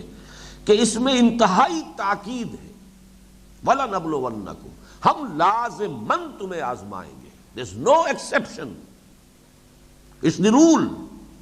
you will be tested، تمہارا امتحان ہوگا۔ تم نے کہہ دیا ہم نے ایمان لے آیا اللہ پر اس کے رسول پر، ہم لازماً آزمائیں گے، تمہیں آزمائشوں کی بھٹیوں میں سے گزرنا پڑے گا۔ you will have to prove your mettle، تمہیں اپنا ثابت کرنا ہوگا کہ واقعی ایمان ہے، واقعی آخرت کا یقین ہے، واقعی تم نے آخرت کی زندگی ہی کو اصل زندگی سمجھا ہے۔ کہنا بڑا آسان ہے اللہ سے بہت محبت ہے مجھے، واقعتاً محبت ہے، امتحان دینا ہوگا۔ بڑا آسان ہے عشق رسول کا دعویٰ کرنا، لمبی چوڑی جو ہے زمین و آسمان کے قلابے ملا دینا، نعت پڑھنے کھڑے ہو تو معلوم ہو کہ ان سے بڑھ کر تو کوئی عاشق رسول ہے ہی نہیں، لیکن یہ کہ ذرا ثابت کرو اپنے کردار سے، اپنے اعمال سے کہ واقعی تم رسول کے عاشق ہو، رسول سے محبت کرنے والے ہو۔ وَلَنَبْلُوَنَّكُمْ، بلا یبلو امتحان، اور یہاں در حقیقت وقت نہیں ہے لیکن یہ کہ نوٹ کرتے جائیے کہ انسانی زندگی میں سے جو یہ حصہ ہے، وقفہ ہے، ہماری حیات دنیاوی، کل زندگی یہ نہیں ہے۔ تو اسے پیمانہ امروز و فردا سے نہ ناپ، جاویداں پہ ہم دواں ہر دم جواں ہے زندگی، تو بہت طویل ہے۔ اس میں سے ایک حصہ کاٹ لیا گیا، ایک ویری اسمال چنک، موت کا ایک وقفہ دے کر وہ ایک چھوٹا سا حصہ جو ہے 30 40 50 60 70 سال کا، یہ علیحدہ کس لیے کیا گیا ہے؟ الذی خلق الموت والحیات لیبلوکم ایکم احسن عملا۔ اس پر پوری گفتگو ہم کر چکے ہیں 15ویں رکوع میں۔ وَإِذِ ابْتَلَىٰ إِبْرَاهِيمَ رَبُّهُ بِكَلِمَاتٍ فَأَتَمَّهُنَّ، جبکہ ابراہیم کو آزمایا اس کے رب نے بڑے بڑے باتوں میں، بڑے بڑے امتحانات میں، اور اس نے ان سب کو پورا کیا، سب میں سے کامیابی کے ساتھ گزر گیا۔ تو اصل میں انسانی زندگی جو حیات دنیاوی ہے، اس دنیا کی زندگی، اس کا اصل مقصد ہے امتحان۔ قلزم ہستی سے تو ابھرا ہے مانند حباب، اس زیاں خانے میں تیرا امتحان ہے زندگی۔ اب اس امتحان میں ایک سے ایک آگے امتحان ہے۔ تم نے کہا میں ایمان لایا اللہ پر، اب تمہارا امتحان لے لیا جائے گا۔ تم نے کہا میں ایمان لایا محمد پر، امتحان ہو جائے گا۔ اب محمد کی پیروی کرتے ہو کہ نہیں صلی اللہ علیہ وسلم، ان کا اتباع کرتے ہو کہ نہیں؟ انہوں نے ایک شے کو پروہیبٹڈ قرار دیا ہے، تم اس سے باز رہتے ہو کہ نہیں؟ ایک چیز کو تمہارے لیے واجب قرار دیا ہے، اس کو کرتے ہو کہ نہیں؟ یہ سارا امتحان ہے۔ لیکن خاص طور پر یہاں کون سا امتحان آ رہا ہے کہ یہ جو شہادت علی الناس کی ذمہ داری تم پر آئی ہے، اس کے لیے تمہیں اس جزیرہ نما عرب میں اللہ کے دین کا ایک پورا نمونہ پیش کرنا ہے، قائم کرنا ہے اقامت دین تکبیر رب کے ذریعے سے، کہ ابد الآباد تک کے لیے حجت قائم ہو جائے نوع انسانی پر کہ یہ محمد کا لایا ہوا دین صلی اللہ علیہ وسلم یہ ایسے ہی کوئی نظریاتی سی بات نہیں ہے، یہ کوئی تھیوری نہیں ہے، بلکہ اس کا کامل نمونہ دنیا میں ایک مرتبہ قائم ہوا ہے، اور یہ در حقیقت انہی کی قربانیاں ہیں نا جس کے نتیجے میں یہ حجت قائم ہے۔ ورنہ کہا جا سکتا تھا خیالی جنت ہے جی، یوٹوپیا ہے، بڑا آسان ہے کہہ دینا، کتنا آسان ہے کہہ دینا، کتنا سادہ سا جملہ ہے، سید القوم خادمہم، قوم کا سردار اس کا خادم ہوتا ہے۔ دنیا مانتی کبھی اس جملے کو؟ لیکن ابو بکر اور عمر نے ثابت کیا ہے کہ ہاں ہم خادم۔ کتنی بڑی حکومت جس کے نام سے جو ہے لرزہ طاری ہے قیصر و کسریٰ کے ایوانوں میں، اور کپڑے پہنے ہوئے کہ جن کے اوپر پیبند لگے ہوئے، روٹی جو ہے وہ جو کی کھا رہے ہیں۔ جب قحط پڑ گیا تھا تو اپنے اوپر حرام کر لیا گندم کی روٹی کھانا، کہ سب کو نہیں مل رہی تو میں کیسے کھاؤں؟ تو ثابت کیا ہے، تاریخ جو ہے اسے بھول تو نہیں سکتی۔ اسی لیے آپ کو معلوم ہے 1937 میں گاندھی نے جب پہلی جو وزارتیں بنی ہیں ہندوستان میں، 1935 کا جو ایکٹ تھا گورنمنٹ آف انڈیا ایکٹ، اور اس کے بعد 1936 میں الیکشنز ہوئے، 1937 میں پہلی منسٹریز بنی ہیں اس ہندوستان میں، اور اس وقت اس نے پھر چونکہ تمام ہندوستان میں کانگریس کی حکومتیں بنی تھی، مسلم لیگ نے تو غالباً بائیکاٹ کیا تھا اس الیکشن کو، پھر اس نے وزراء کے نام جو ایک مضمون لکھا تھا ہریجن میں، اس میں کہا تھا کہ میں آپ کے سامنے ابو بکر اور عمر کی مثال پیش کرتا ہوں، اس لیے کہ یہ سب تست بجرید عالم دوام ماں، واقعتاً کون جھٹلا سکتا ہے کہ عمر دی گریٹ یہ کوئی یوں تو نہیں کہہ سکتے کہ آپ پری ہسٹورک ایرا کی باتیں ہیں، یہ کہانیاں ہیں، یہ فکشن ہے، یہ تو صرف داستان ہے، کوئی نہیں کہہ سکتا. Very much historical period, a historical personality, Umar the great, کون نہیں مانے گا. تو یہ قائم کرنے کے لیے خصوصی امتحانات سے گزرنا ہوگا. وہ امتحانات کیا ہیں؟ وَلَنَبْلُوَنَّكُمْ بِشَيْءٍ مِّنَ الْخَوْفِ وَالْجُوعِ وَنَقْصٍ مِّنَ الْأَمْوَالِ وَالْأَنفُسِ وَالثَّمَرَاتِ. ہم لازماً آزمائیں گے تمہیں. فعل مضارع پر یہ نون مشدد اور اس سے پہلے لام مفتوح زبر والا لام، افعلو، یہ کام میں کروں گا، لافعلن، میں لازماً کروں گا. یہ جو تاکید کا انداز ہے یہ پھر عربی زبان میں کوئی اور اس کا اسلوب نہیں ہے اس سے آگے. وَلَنَبْلُوَنَّكُمْ، ہم لازماً تمہارا امتحان لیں گے، تمہیں ہم آزمائشوں کی بھٹیوں میں سے گزاریں گے. بِشَيْءٍ مِّنَ الْخَوْفِ، یہاں لفظ بڑے بامانی آیا ہے. یہ لفظ شیء من الخوف، من الخوف نہیں کہا، کچھ خوف. یعنی اصل میں جو بھی سچویشنز جو ہے سیرت النبی کا بھی اگر ہم جائزہ لیں تو سچویشنز ایسی کریٹ کر دی گئی کہ نہایت خوفناک، تاکہ امتحان ہو جائے پورا. بعد میں معلوم ہوا جسٹ وینشڈ، کچھ بھی نہیں تھا. سب سے زیادہ خوفناک صورتحال جو ہے وہ غزوہ احزاب کے وقت ہوئی ہے. 12,000 کا لشکر ہے، چھوٹی سی بستی ہے، چند 100 گھر ہیں مدینے کے کل، اور اس کو گردا گرد جو ہے. اور پھر یہ کہ بنو قریظہ، اور وہ بھی آمادہ ہو گئے غداری کے اوپر، وہ پیٹھ میں چھرا گھونپنے والے وہ کھڑے ہو گئے، اور ادھر سے جو ہے 12,000 کا لشکر ہے، گھیرے پڑا ہے. تو اس سے زیادہ خوفناک صورتحال کوئی نہیں ہو سکتی تھی. سورہ احزاب میں نقشہ کھینچا گیا ہے. زلزلوا زلزالا شدیدا بلغت القلوب الحناجر، دل بلیوں اچھل رہے تھے، حلق میں آ کر پھنس گیا تھا، جیسے ہم کہتے ہیں کہ خوف اور صدمے کی ایک انتہائی کیفیت ہے. اور اس میں یہ ہے کہ زلزلوا زلزالا شدیدا، ہلا مارے گئے، پورا امتحان لے لیا گیا. لیکن اس کے بعد ایسے وہ فضا ختم ہوئی جیسے کچھ تھا ہی نہیں. ایک آندھی آئی، اس آندھی سے جو ہے ان کی جو دیگیں چڑھی ہوئی تھی، وہ کیمپ لگے ہوئے تھے، دیگیں چڑھی ہوئی ہیں، وہ آگ لگ گئی، خیمے جو ہے وہ جلنے لگے، جو بھگدڑ بچی ہے تو وہ پورا کا پورا لشکر ایسا صاف ہو گیا جیسے کچھ تھا ہی نہیں. لیکن یہ ہے کہ خوف جب تھا اس درجے، وہ آفل کنڈیشن، اس قدر خوفناک، ہاریفائنگ، کہ جو منافق تھے ان کا نفاق ان کی زبانوں پر آ گیا. ما وعدنا اللہ ورسولہ الا غرورا، ہم سے اللہ اور اس کے رسول نے جو وعدے کیے تھے سب جھوٹے ثابت ہوئے، دھوکہ دیا ہمیں، سب باغ دکھا کر بروا دیا گیا. یہی امتحان کی غرض و غایت ہوتی ہے کہ دودھ کا دودھ پانی کا پانی ہو جائے. جو اہل ایمان ہے وہ علیحدہ ہو جائے، جو نفاق والے ہیں وہ علیحدہ ہو جائے. علیحدہ ہو گئے. شیء من الخوف والجوع، بھوک، ونقص من الاموال والانفس والثمرات، اور نقصانات، کمیاں اموال میں، جانوں میں اور ثمرات میں. اموال، جانوں کا تو ظاہر بات ہے کہ جب بات قتال کی ہو رہی ہے، قتل ہونے کی ہو رہی ہے تو والنفس سے وہ تو بات بالکل واضح ہو گئی. اموال اور ثمرات ایک اعتبار سے تقریباً ایک ہی چیز ہے. ثمرات پھل جو درختوں میں لگتے ہیں، چونکہ ان کے ہاں اصل میں جو ہے مدینے والوں کی سب سے بڑی آمدنی کا ذریعہ وہ تو کھجور کی فصل تھی. جس طرح آج آپ کے ہاں کیش کراپ کا تصور ہے کہ cotton is the cash crop, باقی گندم تو ہے کھانے کے لیے ہے، اصل میں تو کیش جو ہے وہ تو یا تو گنا جو ہے وہ کیش کراپ ہے اور یا پھر کاٹن کیش کراپ ہے. ان کی کیش کراپ جو ہے وہ تھی کھجور، باقی یہ کہ کچھ جو بھی اجناس ہو جاتی تھی ہو جاتی تھی اس حوالے سے. لیکن مال جو ہے اس معاشرے میں، وہ چونکہ بھیڑیں بکریاں پالتے تھے تو یہ جو بھیڑیں بکریاں اونٹ یہ ان کا مال شمار ہوتا تھا. مال مویشی آج بھی پنجاب میں جو یہ لفظ استعمال ہوتا ہے مال جو ہے دیہاتی زندگی میں وہ ان چیزوں کے لیے ہوتا ہے. تو یہ ایک رائے تو یہ ہے کہ مال سے مراد ہے ان کے وہ مویشی، اور ثمرات ان کی وہ جو ان کی جس کو کیش کراپ کہیے خاص طور پر وہ ثمرات ہیں. لیکن اس میں کچھ اور مفہوم بھی لیے گئے ہیں. ثمرات جو ہے چونکہ انسان کا ثمر اس کی اولاد ہے،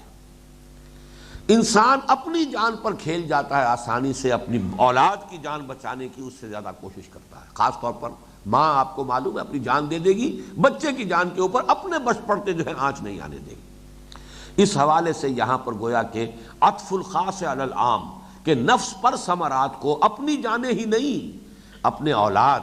اپنے اہل و عیال کی جانوں کا بھی رزق تمہیں لینا پڑے گا. اس کی بھی آئیں گی، اور یہ تو سب سے بڑا رسک لیا۔ مہاجرین جو مکے میں چھوڑ کر گئے ہیں اپنے گھر والوں کو، تو انہوں نے در حقیقت انہیں بھیڑیوں کے حوالے کیا ہے نا، رسک لیا ہے انہوں نے، اس لیے کہ پیچھے تو جو بھی مکے کے کفار تھے، مشرکین تھے، اب ان کے گویا کے ڈسپوزل پر تھے، ان کے رحم و کرم پر تھے مسلمان جو چھوڑ گئے تھے اپنے بال بچوں کو۔ اور ایک اس کا مفہوم اور بھی ہے، اور وہ یہ ہے ثمرات انسان کی مساعی کے نتائج پر بھی اس کا اطلاق ہوگا۔ ایک شخص کوشش کرتا ہے، محنت کرتا ہے، اس نے کوئی تعمیر کی ہے، کوئی چیز بنائی ہے، معلوم ہوا کہ ایک کوئی جھونکا آیا اور اس کی ساری محنت ختم ہو گئی، پھر اس سے اثر نو پھر محنت کرنی پڑتی ہے۔ He has to build from the very foundation again۔ ٹھیک ہے، کرتے جائیے۔ اس موضوع پر جو ہے مجھے چونکہ بہت پسند ہے فیض کی وہ نظم کہ کوئی شخص اگر کسی اس طرح کے بامقصد کام میں لگا ہوا ہے، کوئی اس کا مشن ہے، کوئی نصب العین ہے، اس کے لیے محنت کر رہا ہے، کوشش کر رہا ہے، لیکن کو معلوم ہوا کہ سارے میری جو بھی پلاننگ تھی، میں نے کچھ کام کیا تھا، جو بھی اب تک حاصل کیا تھا، جو نتائج تھے، معلوم ہوا کہ کوئی ایک ایسا ایونٹ ہوا، کوئی ایسا حادثہ ہوا کہ all came to zero، دوبارہ پھر دوبارہ کوشش کیجیے۔ تو اس میں وہ نظم جو ہے وہ میں آپ کو سنا دیتا ہوں کہ میرے نزدیک وہ بھی مفہوم یہاں پر ثمرات کے لفظ کے اندر جو ہے مثمر ہے، اور اس کے لیے ذہناً تیار رہنا چاہیے۔ جو لوگ اس اقامت دین کی جد و جہد کا بیڑا اٹھائیں، جو امت کے اس اصل غرض تاسیس، اصل مقصد وجود کو پورا کرنے کے لیے اپنا تن من دھن وقف کرنے کا فیصلہ کریں، انہیں اس کے لیے بھی تیار رہنا چاہیے کہ یہ فصل امیدوں کی ہمدم اس بار بھی غارت جائے گی، سب محنت صبحوں شاموں کی اب کے بھی اکارت جائے گی، دھرتی کے کونوں کھدروں میں پھر اپنے لہو کی کھاد بھرو، پھر مٹی سینچو اشکوں سے، پھر اگلی رت کی فکر کرو، پھر اگلی رت کی فکر کرو، جب پھر ایک بار اجڑنا ہے، ایک فصل پکی تو بھر پایا، تب تک تو یہی کچھ کرنا ہے۔ اس لیے کہ بہرحال آدمی کو ٹرائی اینڈ ٹرائی اگین۔ آپ کی ساری محنت جو ہے اگر کسی وجہ سے ضائع ہو گئی، کوئی پرواہ نہیں، اگر آپ نے نیک نیتی کے ساتھ وہ محنت کی تھی، اللہ کے ہاں کا اجر و ثواب محفوظ ہے۔ دوبارہ کوشش کیجئے، دوبارہ گروزہ بنائیے، دوبارہ محنت کیجئے، دوبارہ تعمیر کیجئے۔ اس کے لیے انسان کو ہر وقت جو ہے ذہناً تیار رہنا چاہیے۔ وَلَنَبْلُوَنَّكُمْ بِشَيْءٍ مِّنَ الْخَوْفِ وَالْجُوعِ وَنَقْصٍ مِّنَ الْأَمْوَالِ وَالْأَنفُسِ وَالثَّمَرَاتِ وَبَشِّرِ الصَّابِرِينَ۔ اور اے نبی بشارت دیجئے صبر کرنے والوں کو، جھیل جانے والوں کو، برداشت کرنے والوں کو، ثابت قدم رہنے والوں کو،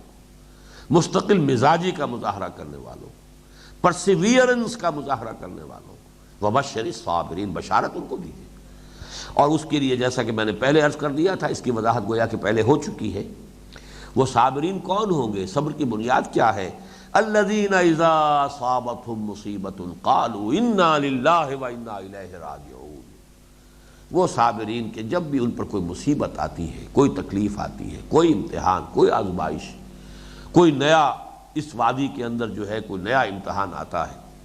کوئی چیز ان سے چھن جاتی ہے، کوئی نقصان ہو جاتا ہے، کوئی جانی اور مالی گزند پہنچتا ہے، وہ کہتے ہیں انا للہ و انا الیہ راجعون۔ اب یہ چند الفاظ کے اندر جو کچھ مضمر ہے، یہ پورا فلسفہ زندگی بھی ہے اس کے اندر۔ ہم اس عالم آب و خاک کی شے نہیں ہے، ہمارا یہ جسمانی وجود ضرور اس عالم آب و خاک کی شے ہے، لیکن میں عبارت ہوں اس روح ربانی سے کہ جو میرے اندر پھونکی گئی ہے، وہ انا، وہ خودی، وہ سیلف، وہ تو اللہ کے پاس سے آئی ہے اور اللہ ہی کی طرف اسے لوٹ جانا ہے۔ انا للہ و انا الیہ راجعون۔ اسی کو حضرت مجدد الفسانی رحمۃ اللہ علیہ نے ان کا ایک چھوٹا سا کتاب چاہے مبدأ و معاد، مبدأ اس میں ظرف ہے، ابتدا کہاں سے ہوئی، مبدأ کیا ہے، سورس کیا ہے، آپ کا اصل جو ہے ابتدا کی شے کیا ہے، اور معاد لوٹ جانے کی جگہ۔ مبدأ و معاد کون ہے ہمارا؟ اللہ۔ انا للہ و انا الیہ راجعون۔ اب اسی میں وہ بھی کیفیت ہے کہ سر تسلیم خم ہے جو مزاج یار میں آئے، ہم اللہ ہی کے تو ہیں کہ ہر چہ ساقی ما ریختین الطاف است، میرا مالک ہے، میرا آقا ہے، میرا پروردگار ہے، میرا مجھ سے بڑھ کر میرا بہی خواہ ہے۔ میں تو جانتا نہیں کہ میرے لیے خیر کس شے میں ہے، وہ جانتا ہے کہ کس شے میں خیر ہے۔ میں تو بسا اوقات اپنی شارٹ سائٹڈنس کی وجہ سے کوئی ایسی چیز کی خواہش جو ہے کر بیٹھتا ہوں کہ جو میرے لیے مضر ہوتی ہے، لیکن یہ کہ اللہ جانتا ہے میرے لیے کون سی شے مضر ہے، کون سی شے حقیقتاً مفید ہے، تو وہ میں نے اپنے آپ کو اس کے حوالے کیا، ہم اسی کے ہیں۔ اب اس کی طرف سے جو شے آئے کہ ہر چساقی ماریخت عین الطافس، اس کی جانب سے جو شے آ رہی ہے اس کا فضل و کرم ہے۔ تکلیف آئی ہے تو بھی، دکھ آیا ہے تو بھی، کوئی مسرت والی بات حاصل ہوئی ہے تب بھی، جو بھی کچھ ہے اللہ کی طرف سے ہے۔ انا للہ، ہم اسی کے ہیں، وَإِنَّا إِلَيْهِ رَاجِعُونَ، اور اسی کی طرف لوٹ جانا ہے۔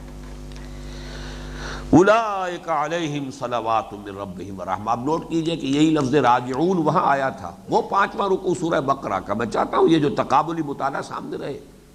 جہاں سابقہ امت مسلمہ سے خطاب شروع ہوا تھا وہاں بھی تو یہی الفاظ آئے تھے، وَاسْتَعِینُوا بِالصَّبْرِ وَالصَّلَاةِ وَإِنَّهَا لَكَبِیرَةٌ إِلَّا عَلَى الْخَاشِعِینَ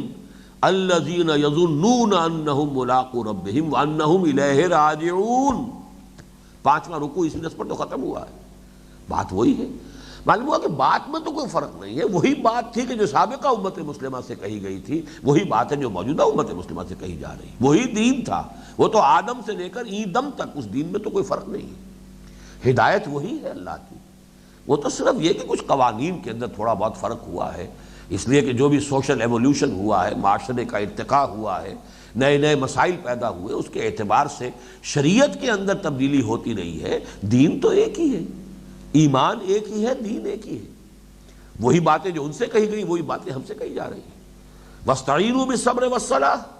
وَإِنَّهَا لَكَبِیرَةٌ إِلَّا عَلَى الْخَاشِعِینَ الَّذِینَ يَظُنُّونَ أَنَّهُمْ مُلَاقُو رَبِّهِمْ وَأَنَّهُمْ إِلَیْهِ رَاجِعُونَ۔ یوں سمجھیے کہ ان 2 آیتوں میں جو بات کہی گئی تھی وہی یہاں 4 آیتوں میں کہی گئی۔ یا ایھا الذین آمنوا استعینوا بالصبر والصلاۃ ان اللہ مع الصابرین ولا تقولوا لمن یقتل فی سبیل اللہ اموات بل احیاء ولکن لا تشعرون ولنبلونکم بشیء من الخوف والجوع ونقص من الاموال والانفس والثمرات وبشر الصابرین الذین اذا اصابتهم مصیبۃ قالوا انا للہ وانا الیہ راجعون اولئک علیہم صلوات من ربہم ورحمہ۔ یہ ہیں وہ لوگ کہ جن پر ان کے رب کی طرف سے عنایتیں ہیں اور شفقتیں ہیں۔ اب دیکھیے صلاح کا لفظ جو ہے یہ ہمارے اور رب کے مابین مشترک ہے۔ صلاۃ ہم نماز پڑھتے ہیں، صلاۃ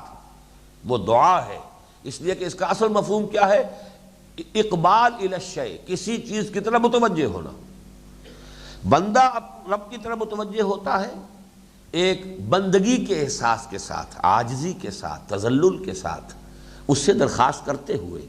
اور اللہ توجہ ہوتا ہے اپنی شفقتوں کے ساتھ، متوجہ ہوتا ہے عنایتوں کے ساتھ، شفقتوں کے ساتھ، اپنی رحمتوں کے ساتھ۔ بات تو ایک ہی ہے، توجہ ہماری اللہ کی طرف ہے تضرع کے ساتھ، اخبات کے ساتھ، عاجزی کے ساتھ، تواضع کے ساتھ، تذلل کے ساتھ، دعا کرتے ہوئے، احتیاج اپنی بیان کرتے ہوئے۔ اللہ متوجہ ہوتا ہے ہماری طرف شفقتوں کے ساتھ، عنایتوں کے ساتھ۔ اولئک علیہم صلوات من ربہم ورحمہ، یہ ہیں وہ لوگ جن پر عنایتیں ہیں ان کے رب کی جانب سے، شفقتیں ہیں، عنایتیں ہیں، رحمتیں ہیں، برکتیں ہیں، ورحمہ اور رحمت ہے۔ وَأُولَٰئِکَ هُمُ الْمُهْتَدُونَ، اور یہی وہ لوگ ہیں جو ہدایت پانے والے ہیں۔ یہاں ہدایت کا لفظ کس معنی میں آئے گا؟ اپنے تکمیلی مفہوم میں، اس پر مفصل گفتگو ہو چکی ہے۔ اہدنا الصراط المستقیم میں سورہ فاتحہ میں بھی ہو چکی بحث، پھر ہدی للمتقین میں بھی بحث ہو چکی۔ ہدایت کا پہلا مرحلہ یہ ہے کہ آپ کو صحیح بات بتا دی جائے، ہدایت کا دوسرا مرحلہ یہ ہے کہ آپ کو سیدھے راستے پر چلایا جائے، انگلی پکڑ کر چلایا جائے۔ ہدایت کی آخری منزل یہ ہے کہ آپ کو منزل مقصود پر پہنچا دیا جائے۔ یہ تینوں درجے لفظ ہدایت میں موجود ہیں۔ آپ کسی سے گھر پوچھتے ہیں بھائی مجھے فلاں جگہ جانا، بھائی ادھر جائیے گا، ادھر مڑ جائیے گا، 2 میل اور چل کر پھر وہ 3rd لائٹ کے اوپر لیفٹ ٹرن لیجیے گا۔ یہ امریکہ میں بتاتے ہیں اور بڑا صحیح ہوتا ہے وہاں کا معاملہ، وہ گنتی، ان کی لائٹس بھی گنی ہوئی ہوتی ہیں۔ ایک یہ ہے کہ اچھا بھائی میں چلتا ہوں آپ کے ساتھ، آپ کو پہنچا دیتا ہوں، وہ بھی ہدایت ہے، یہ بھی ہدایت ہے۔ تو یہ ہدایت یہ ہے کہ ایک منزل مقصود پر پہنچا دیا۔ اولئک ھم المہتدون، یہ ہیں وہ لوگ جو اپنی منزل مراد تک پہنچ جانے والے، یہ اب آخری منزل جو ہے کامیابی کی، اس تک رسائی حاصل کرنے والے۔ یہ 5 آیات جو ہے یہ گویا کہ اب خطاب امت مسلمہ کے لیے بالکل اسی درجے میں ہے جس درجے میں 7 آیات تھیں سورہ بقرہ کے شروع میں 5ویں رکوع کے اندر۔ وہاں خطاب سابقہ امت مسلمہ سے شروع ہوا اور وہ 7 آیات پر مشتمل ایک رکوع تھا، اور یہاں پر یہ 5 آیات، اگرچہ اس کے اندر اب دوسرا مضمون بھی آ رہا ہے ان الصفا والمروۃ من شعائر اللہ، یہ میں عرض کر چکا ہوں، یہ انٹرلاکنگ ہو رہی ہے۔ اب یہ 15ویں رکوع کے مضمون کا ایک تتمہ یا ضمیمہ جو ہے وہ یہاں پر لے آیا گیا ہے تاکہ وہ انٹرلاکنگ ہو جائے۔ یقیناً صفا اور مروہ بھی اللہ کے شعائر میں سے ہے۔ اب یہاں پر بھی دیکھیے میں نے بھی کا لفظ استعمال کیا ہے، اس لیے کہ شاعر دوسرے جو ہے، اللہ کا گھر بیت اللہ سب سے بڑا شعیرہ ہے، اس کا تذکرہ وہاں ہو چکا ہے۔ اس اعتبار سے اب یہاں بھی کے لفظ سے اصل مفہوم ادا ہوگا کہ صفا اور مروہ یہ دو پہاڑیاں ہیں کہ جو حج میں بھی اور عمرے میں بھی ان کے مابین سعی کی جاتی ہے۔ اس کو طواف کا لفظ کہا گیا، اس میں بھی پھیرے چونکہ پڑتے ہیں، 7 پھیرے ہوتے ہیں طواف کے کہ جو بیت اللہ کے گرد ہوتے ہیں۔ یہ 7 پھیرے نہیں ہوتے بلکہ یہ کہ یہ یوں سمجھیے کہ پھیرے تو 3.5 بنتے ہیں۔ یہ پھیرا اگر کہیں کہ صفا سے مروہ پھر مروہ سے واپس صفا اگر پھیرا یہ ہو تو پھر یہ 3.5 بنیں گے، لیکن ایک صفا سے مروہ تک یہ ایک ہو گیا، پھر مروہ سے پھر صفا تک۔ یہ بھی اصل میں عام جو روایت ہے وہ یہ ہے کہ حضرت ہاجرہ علیہ السلام کہ جب وہ حضرت اسماعیل پیاس کے مارے میں سخت جو ہے بے چین تھے، اس وقت جب وہ دوڑی ہیں بےتاب ہو کر وہ شفقت مادری سے، کہیں کوئی انسان نظر آ جائے، کوئی ہو، کوئی قافلہ آس پاس سے گزر رہا ہو، میں پکار لوں، کسی کو آواز دوں، اس بے چینی میں وہ جو دوڑ انہوں نے کی ہے کہ ذرا آئیں اس پہاڑی کے ادھر سے بھی کوئی وادی ہے، پہاڑی کے ادھر وادی ہوتی ہے اور یہ اس وادی میں تھی، صفا اور مروہ کے درمیان کی وادی میں ان کا قیام ہے۔ تو کبھی ادھر دوڑ کر گئی کہ دیکھوں شاید کہیں کوئی قافلہ گزر رہا ہو، پھر کبھی ادھر دوڑ کے گئی کہ شاید ادھر سے کوئی قافلہ کوئی انسان نظر آ جائے۔ تو اللہ تعالیٰ کا وہ ادا بھائی ہے، جیسے حضرت ابراہیم علیہ السلام کی بہت سی اداؤں کو حج کے اندر جو ہے در حقیقت زندہ جاوید کر دیا گیا، وہی قربانی حضرت اسماعیل علیہ السلام کی جو وہ دینے کے لیے تیار ہو گئے تھے، اسی کی یادگار ہے کہ جو پوری دنیا کے اندر قربانیوں کا معاملہ چل رہا ہے، سنت ابیکم ابراہیم۔ تو یہ بھی اللہ کے شعائر میں سے ہے، اس دونوں پہاڑیوں کو بھی یہ درجہ دیا گیا۔ شاعر شعور سے بنا ہے، کسی چیز سے کوئی شعور اگر پیدا ہو جائے تو وہ شعیرہ کہلاتا ہے، جس کی جمع شعیرہ کی جمع شاعر ہے، یعنی کسی چیز کی یاد دلا دینے والی۔ جیسے آیات، اللہ کے لیے آیات، یہ تمام آیات، آیت الآیات میں نے پڑھی تھی کہ یہ جو تمام نشانیاں ہیں اللہ کی، یہ سورج بھی اور چاند بھی، یہ ہواؤں کا چلنا بھی، یہ دن اور رات کا الٹ پھیر بھی، ایسے ہی یہ اہم واقعات جو ہے انسانی تاریخ کے کہ جن میں اللہ کے کوئی بہت جو برگزیدہ بندے تھے، ان کی زندگی کے کوئی خاص اہم واقعات کی یاد تازہ ہو جاتی ہے، ان کو گویا کہ شاعر کا درجہ دیا گیا ہے۔ تو ان الصفا والمروۃ من شعائر اللہ، یہ صفا اور مروہ بھی اللہ کے شاعر میں سے ہے۔ سورہ حج میں اصل میں چونکہ سورہ حج جو ہے وہ میرے نزدیک مکی ہے، اس کا مین بلک جو ہے وہ مکی ہے، اور اس میں یہ مضمون تفصیل سے آ چکا ہے۔ قربانی کے جانوروں کو بھی شاعر کہا گیا، وَالْبُدْنَ جَعَلْنَاهَا لَكُم مِّن شَعَائِرِ اللَّهِ لَكُم فِيهَا خَيْرٌ، اور شاعر اللہ کی تعظیم کا تذکرہ ہے، وَمَن يُعَظِّمْ شَعَائِرَ اللَّهِ فَإِنَّهَا مِن تَقْوَى الْقُلُوبِ، جو بھی اللہ کے شعیرے کی تعظیم کرے گا، اللہ کے شاعر کی، تو یہ یقیناً دل کے تقویٰ کی بات ہے۔ گویا کہ شاعر اللہ کی تعظیم ہونی چاہیے، بیت اللہ کی تعظیم ہوگی۔ اگرچہ اس میں 2 باتیں بہت اچھی لکھی ہیں مولانا امین حسن اصلاحی صاحب نے، تفسیر جو چاہیں ان میں دیکھ لیں ان کی تفسیر میں، لیکن وہ میں اجمالاً بیان کر دیتا ہوں کہ شاعر کی تعیین جو ہے وہ اللہ نے اور اس کے رسول نے کی ہے، میں خود یا کوئی اور شخص نہ ان میں سے کسی کو گھٹا سکتا ہے نہ بڑھا سکتا ہے۔ اگر آپ گھٹائیں گے بڑھائیں گے تو یہ آپ کا اپنا فعل ہوگا، اور بڑھانے میں اصل میں بدعات جو دنیا میں پیدا ہوتی ہیں وہ ان چیزوں کے بڑھانے میں، شاعر وہی ہوں گے جو کتاب و سنت میں جن کا تذکرہ ہے۔ نمبر 2، ان کی تعظیم کے بھی صرف وہی طریقے اختیار کیے جائیں گے کہ جو سنت رسول صلی اللہ علیہ وسلم سے ثابت ہے۔ اگر جیسے کہ حجر اسود ہے، اس کا بوسہ لینا یا بوسہ لینا ممکن نہ ہو تو صرف چھو لینا، چھونا بھی ممکن نہ ہو تو اشارہ کر دینا ادھر، یا حضور صلی اللہ علیہ وسلم نے اپنی جو ہے اپنے عصا سے اس کو چھوا ہے،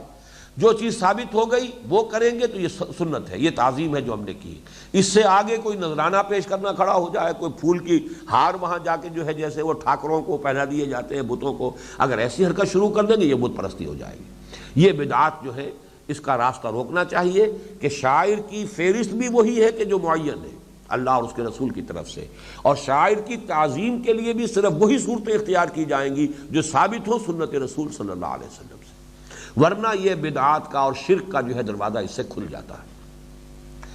اچھا، اس کو یہاں پہ کہنے کی ضرورت اس لیے پیش آئی کہ حضور کے زمانے میں، یا جبکہ ابھی جاہلیت کا دور تھا، ابھی فتح مکہ نہیں ہوا تھا اور صفائی نہیں ہوئی تھی، تو وہاں پر ان دونوں پہاڑیوں پر بھی دو بت رکھ دیے گئے تھے۔ اب جو طواف ہوتا تھا تو مسلمانوں کو یہ اشتباہ ہوا کہ یہ بھی ہمارے حج کے مراسم میں یہ شامل ہے یا نہیں۔ تو ویسے تو انہوں نے خانہ کعبہ میں بت رکھے ہوئے تھے، تو وہ تو طواف تو خانہ کعبہ کا بھی ہوگا، اور ہوا ہے۔ جیسا کہ آپ کو معلوم ہے کہ سن 7 ہجری میں جو عمرہ قضا حضور نے کیا ہے، جو صلح حدیبیہ کے بعد عمرہ ہوا ہے، ظاہر بات ہے اسی بیت اللہ کا طواف کیا مسلمانوں نے، جس کے اندر بت رکھے ہوئے تھے۔ بت نہ نکالے جا سکتے تھے اس وقت تک، نہ توڑے جا سکتے تھے، وہ تو اگلے سال پھر سن 8 میں جب مکہ فتح ہو گیا پھر آپ نے جا کر صفائی کی ہے، تمام بتوں کو توڑا ہے۔ تو بہرحال اپنی جگہ پر بیت اللہ جو ہے اللہ کے شاعر میں سے ہے۔ اب اس کو اگر انہوں نے اس اعتبار سے جو آلودہ کر دیا ہے شرک سے، تو یہ ان کا فعل ہے۔ اپنی جگہ پر وہ شاعرہ جو ہے شاعر اللہ کے فہرست میں داخل رہے گا۔ اسی طریقے سے ان الصفا والمروہ من شعائر اللہ فمن حج البیت او اعتمر، تو جو کوئی بھی اللہ کے گھر کا حج کرے یا عمرہ کرے، اعتمار جو ہے عمرہ ہے، عمرہ اصل میں بنا ہے عمارہ، کسی شے کو آباد کرنا۔ تو عمرہ جو ہے در حقیقت پورے سال لوگ جاتے رہیں تاکہ اللہ کے اس گھر میں مسجد حرام میں رونق رہے، یہ عمرہ ہے۔ خاص مہینوں میں اور خاص دنوں میں جو ہوتا ہے وہ حج ہے۔ باقی یہ کہ اس کے علاوہ جب بھی جائیں گے تاکہ آباد رہے وہ حرم جو ہے، وہ آباد رہے، مسلمان رہے، طواف ہوتا رہے، تو اس کے لیے آبادی جو ہے اس کے لیے اللہ تعالیٰ نے یہ عمرے کا نظام رکھا ہے۔ فلا جناح علیہ ان یطوف بہما، تو کوئی حرج نہیں ہے اس پر کہ طواف کرے ان کا۔ اگر بت رکھے ہوئے رکھے رہے، اب کیا کیا جائے، یہ تو جب وقت آئے گا ان کی صفائی ہو جائے گی، لیکن فی نفس ہی صفا اور مروہ یہ دو پہاڑیاں جو ہے یہ یقیناً اللہ کے شاعر میں سے۔ مروہ جو ہے یہ تورات سے معلوم ہوتا ہے کہ اصل قربان گاہ جو ہے حضرت ابراہیم علیہ السلام کو، جو حضرت ابراہیم نے حضرت اسماعیل کو جو اللہ کے حکم سے ذبح کرنے کی کوشش کی تھی، وہ مروہ پہاڑی پر تھی۔ اصل قربان گاہ یہ ہے، لیکن بعد میں چونکہ معلوم تھا کہ امت مسلمہ بڑی کثیر تعداد میں ہوگی، تو قربان گاہ کو مینا تک ایکسٹینڈ کر دیا گیا۔ اصل میں مینا کی وادی وہیں سے شروع ہو جاتی ہے، وہ پورا کا جو سلسلہ ہے وہ مینا، وہ اس تک وہ جو سیل کا راستہ ہے، سیلاب ادھر ہی سے آتا ہے، طائف کی طرف سے پہاڑوں سے سیلاب، اور وہ در حقیقت یہی سے ہو کر گزرتا ہے۔ تو یہ اصل میں ایکسٹینشن ہے اس مروہ کی، کہ جو اصل مروہ جو ہے یہ قربان گاہ تھی۔ تو فرمایا ان الصفا والمروہ من شعائر اللہ فمن حج البیت او اعتمر فلا جناح علیہ ان یطوف بہما ومن تطوع خیرا فإن اللہ شاکر علیم۔ اور چونکہ عمرے کا معاملہ وہ ہے کہ جو ایک نفلی بات ہے، تطوع ہے، اپنی مرضی سے، فرض نہیں ہے، فرض تو حج ہے، عمرہ فرض نہیں ہے، لیکن جو کوئی بھی اپنے تطوع سے یہ کام کرتا رہے گا تو یقیناً اللہ تعالی شاکر ہے۔ اب دیکھیے شکر کا لفظ بھی مشترک ہے بندے اور رب کے مابین۔ بندہ شکر کرتا ہے، احسان مندی کا اظہار کرتا ہے، اللہ شکر کرتا ہے، قدر دانی کا اظہار فرماتا ہے۔ آپ نے کوئی خدمت کی ہے اس کے دین کی، اللہ قدر افزائی فرماتا ہے، قدر دانی فرماتا ہے۔ لفظ ایک ہی ہے لیکن اس کا مفہوم مختلف ہے۔ بندے کے لیے ہم کہ ہم اللہ کی نعمتوں کا قدر جانے، تو اصل میں اللہ کی نعمتوں کا شکر جب ہم کرتے تو احسان مندی کے جذبات کے ساتھ اللہ تعالی ہماری جو بھی مسائی، حقیر سی مسائی ہیں، ان کی قدر فرماتا ہے، قدر افزائی فرماتا ہے۔ اللہ شاکر ہے اور علیم ہے۔ اس کے بعد کی جو یہ آیات ہے، میں نے عرض کر دیا تھا کہ یہ چونکہ اس میں صرف ایک بات کی ریپیٹیشن ہو رہی ہے، یہ 3 آیات جو ہے در حقیقت یہ اب آخری بات ہے کہ جو وہی انٹرلاکنگ میں پہلے بیان کر چکا ہوں۔ سابقہ امت مسلمہ یعنی یہود،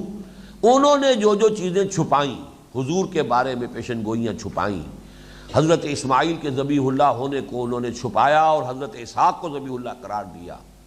مکہ اور مکہ کا یہ مقام جو ہے انہوں نے چھپایا، اور وادی بکا جو ہے وہ فلسطین کے اندر، لبنان کے علاقے کے اندر اس کا نام جو ہے وادی بکا رکھ دیا، بیکا ویلی، یا آپ کبھی اخبارات میں بھی پڑھتے ہوں گے۔ اسی طریقے سے مریا، یہ بیت المقدس کی ایک پہاڑی کا نام رکھ دیا جو کہ اصل مروہ ہے مکے کا۔ تو یہ ساری جو شرارتیں انہوں نے کی، دین کے احکام کے اندر بھی جو انہوں نے جو اس کے کتمان کا اور اس کے اخفاء کا کام کیا، اب اس پر بڑے سخت الفاظ میں یہاں آخری سرزنش کی جا رہی ہے۔ ان الذین یکتمون ما انزلنا من البینات والہدی، یقیناً وہ لوگ جو چھپاتے ہیں۔ اب دیکھیے یہ تقریباً یوں سمجھیے اس آیت کی وضاحت ہو رہی ہے جو کہ ہم نے 16ویں رکوع کے آخر میں پڑھی، وَمَنْ أَظْلَمُ مِمَّنْ كَتَمَ شَهَادَةً عِنْدَهُ مِنَ اللَّهِ وَمَا اللَّهُ بِغَافِلٍ عَمَّا تَعْمَلُونَ۔ اس سے بڑھ کر ظالم کون ہوگا جو ایک گواہی کو چھپا لے جو اللہ کی طرف سے اس کے پاس ہے، اور اللہ غافل نہیں ہے اس سے جو تم کر رہے ہیں۔ اس کو ذہن میں رکھیے اور ان آیات کو پڑھیے۔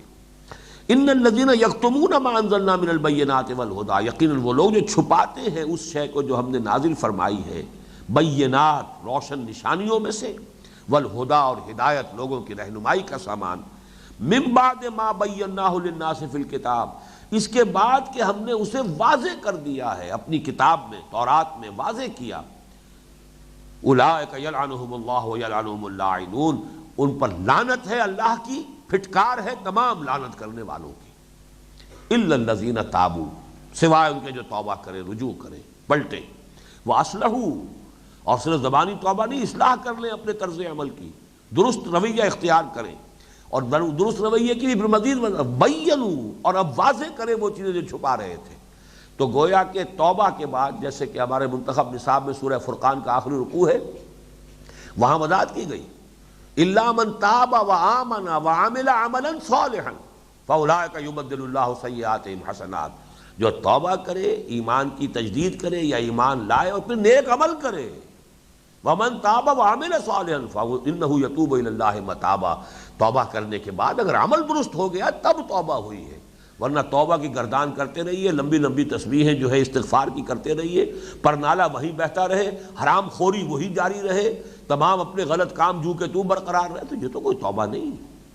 توبہ تو وہ ہے کہ جس کے نتیجے میں عمل درست ہو جائے۔ تو الفاظ نوٹ کیجئے، الا الذین تابوا، سوائے ان کے کہ جو توبہ کریں، واصلحوا، اصلاح کر لیں اپنی طرز عمل کی، وبینوا، اور جس چیز کو چھپاتے رہے تھے اب اسے واشگاف طور پر بیان کریں اور واضح کریں، فاولئک اتوب علیہم، تو ان پر میں بھی رجوع کروں گا، ان پر رجوع کروں گا۔ توبہ کا لفظ بھی مشترک ہے بندے اور رب کے درمیان، انسان گناہ سے رجوع کرتا ہے، توبہ کرتا ہے، اللہ نے اپنی رحمت کا رخ پھیر لیا تھا، دوبارہ اپنی رحمت کا رخ ادھر کر دیتا ہے، یہ اللہ کی توبہ ہے۔ بندہ توبہ کرتا ہے تو الہ کا صلہ آئے گا، یا ایھا الذین آمنوا توبوا الی اللہ توبۃ نصوحا، اللہ توبہ کرتا ہے تو اعلیٰ کا صیغہ آئے گا، جیسے کہ کوئی بڑی اونچائی سے کوئی ہستی ہے اور وہ رجوع فرما رہی ہے تو اعلیٰ کا حرف جار آیا ہے، فاولئک اتوب علیہم، تو یہ وہ لوگ ہیں جن پر میں بھی عنایت فرماؤں گا، ان کی طرف اپنی شفقتوں کا رخ پھیر دوں گا۔ وَأَنَا التَّوَّابُ الرَّحِيمُ، اور میں تو ہوں ہی بہت ہی توبہ کا قبول کرنے والا اور بہت رحم فرمانے والا۔ ان الذین کفروا، اب اس کے برعکس جو لوگ کفر کریں، وَمَاتُوا وَهُمْ کُفَّارٌ، اور مر گئے اسی حال میں کہ وہ اس کفر میں تھے، توبہ نہیں کی، اصلاح نہیں کی، رجوع نہیں کیا، اپنے جرم جو ہے ان کی تلافی نہیں کی، مر گئے اسی حال میں، ان الذین کفروا وماتوا وهم کفار اولئک علیہم لعنۃ اللہ والملائکۃ والناس اجمعین، ان پر تو پھر لعنت ہے اللہ کی بھی اور تمام فرشتوں کی بھی اور تمام انسانوں کی۔ یہاں بھی تمام کفار مراد نہیں ہوں گے، ایک کفار وہ ہیں کہ جن تک دین کی دعوت پہنچی ہی نہیں،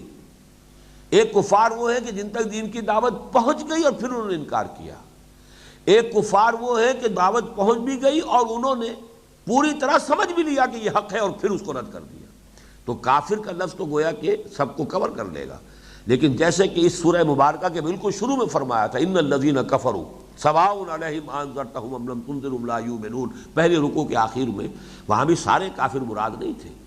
وہ کافر کہ جن پر حق منکشف ہو چکا، حق واضح ہو چکا، اور پھر وہ اپنے تکبر اور حسد اور ضد اور تعصب کی وجہ سے رد کر رہے ہیں، اب ان کے دلوں پر اللہ کی مہر ہو گئی ہے، ختم اللہ علی قلوبہم وعلی سمعہم وعلی ابصارہم غشاوہ۔ اے نبی اب ان کے حق میں برابر ہے، آپ مزید انذار فرمائیں یا نہ فرمائیں، سواء علیہم انذرتہم ام لم تنذرہم لا یؤمنون، وہ ایمان لانے والے نہیں ہیں، ختم اللہ علی قلوبہم وعلی سمعہم وعلی ابصارہم غشاوہ ولہم عذاب عظیم۔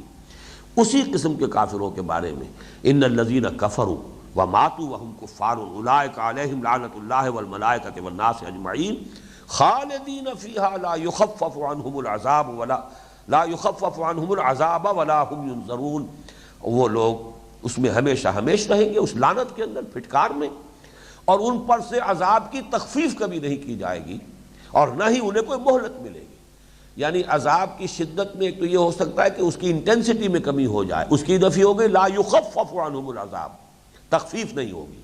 وہی شدت برقرار رہے گی، ولا هم ینظرون، مہلت بھی نہیں ملے گی کہ وقفہ ہو جائے،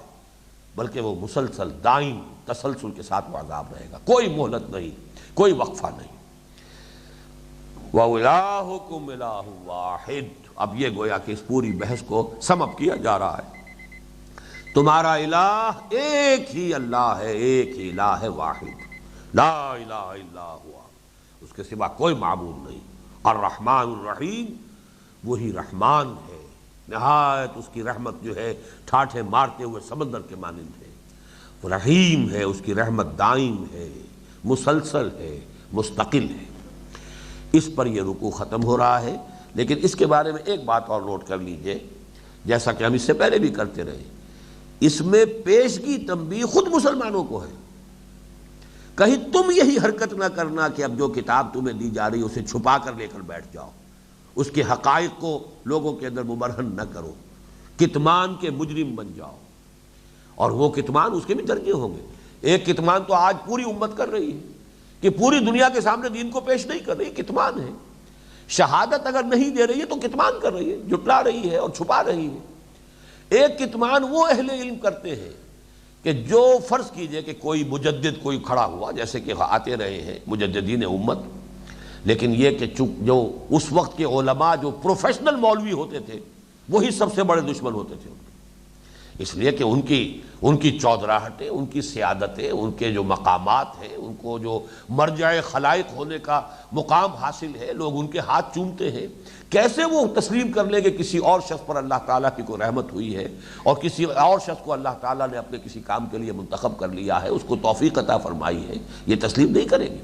لہذا اس پر طرح طرح کے بہتان لگائیں گے، طرح طرح کے الزامات تراشیں گے، اور یہ کہ اگر کوئی چیز اس کی باتوں میں سے ایسی ہو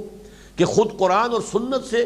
براہ راست تائید مل رہی ہو تو چھپائیں گے پھر قرآن و سنت کو بھی، مبادا یہ پہلو واضح ہو جائے، اس لیے کہ یہ پہلو اگر واضح ہو گیا تو فلاں شخص کی دعوت جو ہے اس کو تقویت حاصل ہو جائے گی، پھر تو اس کی بات جو ہے لوگوں کے سامنے واضح ہو جائے گی۔ تو یہ کتمان عمومی جو امت بحیثیت مجموعی کر رہی ہے کہ دین کو پیش نہیں کر رہی، دین کی شہادت نہیں دے رہی، دین کا نمونہ دنیا کے سامنے پیش نہیں کر رہی، یہ تو جرم وہ ہے کہ جس میں پوری امت شریک ہے۔ لیکن اس کے علاوہ پھر درجہ بدرجہ، جیسا کہ کفر کے درجے میں نے بیان کیے، ایسے ہی یہ کتمان کے درجے بھی ہیں۔ اہل علم جو ہے کسی بات کو یہ سمجھ کر کہ یہ حق ہے پھر اس کی تائید نہ کریں اور ساتھ نہ دیں، وہ در حقیقت ان تمام آیات کے مصداق ہیں، اس لیے کہ اللہ کا قانون تو بدلتا نہیں ہے، یہی قانون کہ جو ان پر اپلیکیبل تھا وہی قانون آج بھی اپلیکیبل ہے۔ تو اللہ تعالیٰ اس طرح کے تمام قسم کے کتمانوں سے ہمیں بچائے، اور عملی راستہ یہی ہے، کمر کس لی جائے ایک ایسی جد و جہد کے لیے، چاہے ہماری زندگیوں میں وہ نہ ہو، لیکن اپنا تن من دھن اگر اس میں لگا دیں گے تو گویا کہ ہم معذرتاً الی ربکم، ہم اللہ کے حضور میں جا کے عذر پیش کرنے کے قابل ہوں گے کہ اللہ ہم نے تو اپنی تمام توانائیاں، قوتیں، صلاحیتیں، اوقات اسی کام میں لگائے، اے اللہ کچھ نہیں بنایا تیری دنیا کے اندر، ہم نے کوئی جائیداد نہیں بنائی، کوئی ہم نے اپنے لیے کوئی منصب حاصل کرنے کی کوشش نہیں کی، کہیں کسی اقتدار کے اندر شریک ہونے کی جد و جہد جو ہے اس میں اپنے وقت ضائع نہیں کیا، تیرے دین کو پیش کرتے رہے، لوگوں کو دعوت دیتے رہے، کم سے کم یہ کہنے کی پوزیشن میں تو ہو، معذرتاً الی ربکم کے مصداق تو بن سکے۔ اللہ تعالیٰ مجھے اور آپ کو اس کی توفیق عطا فرمائے۔ اقول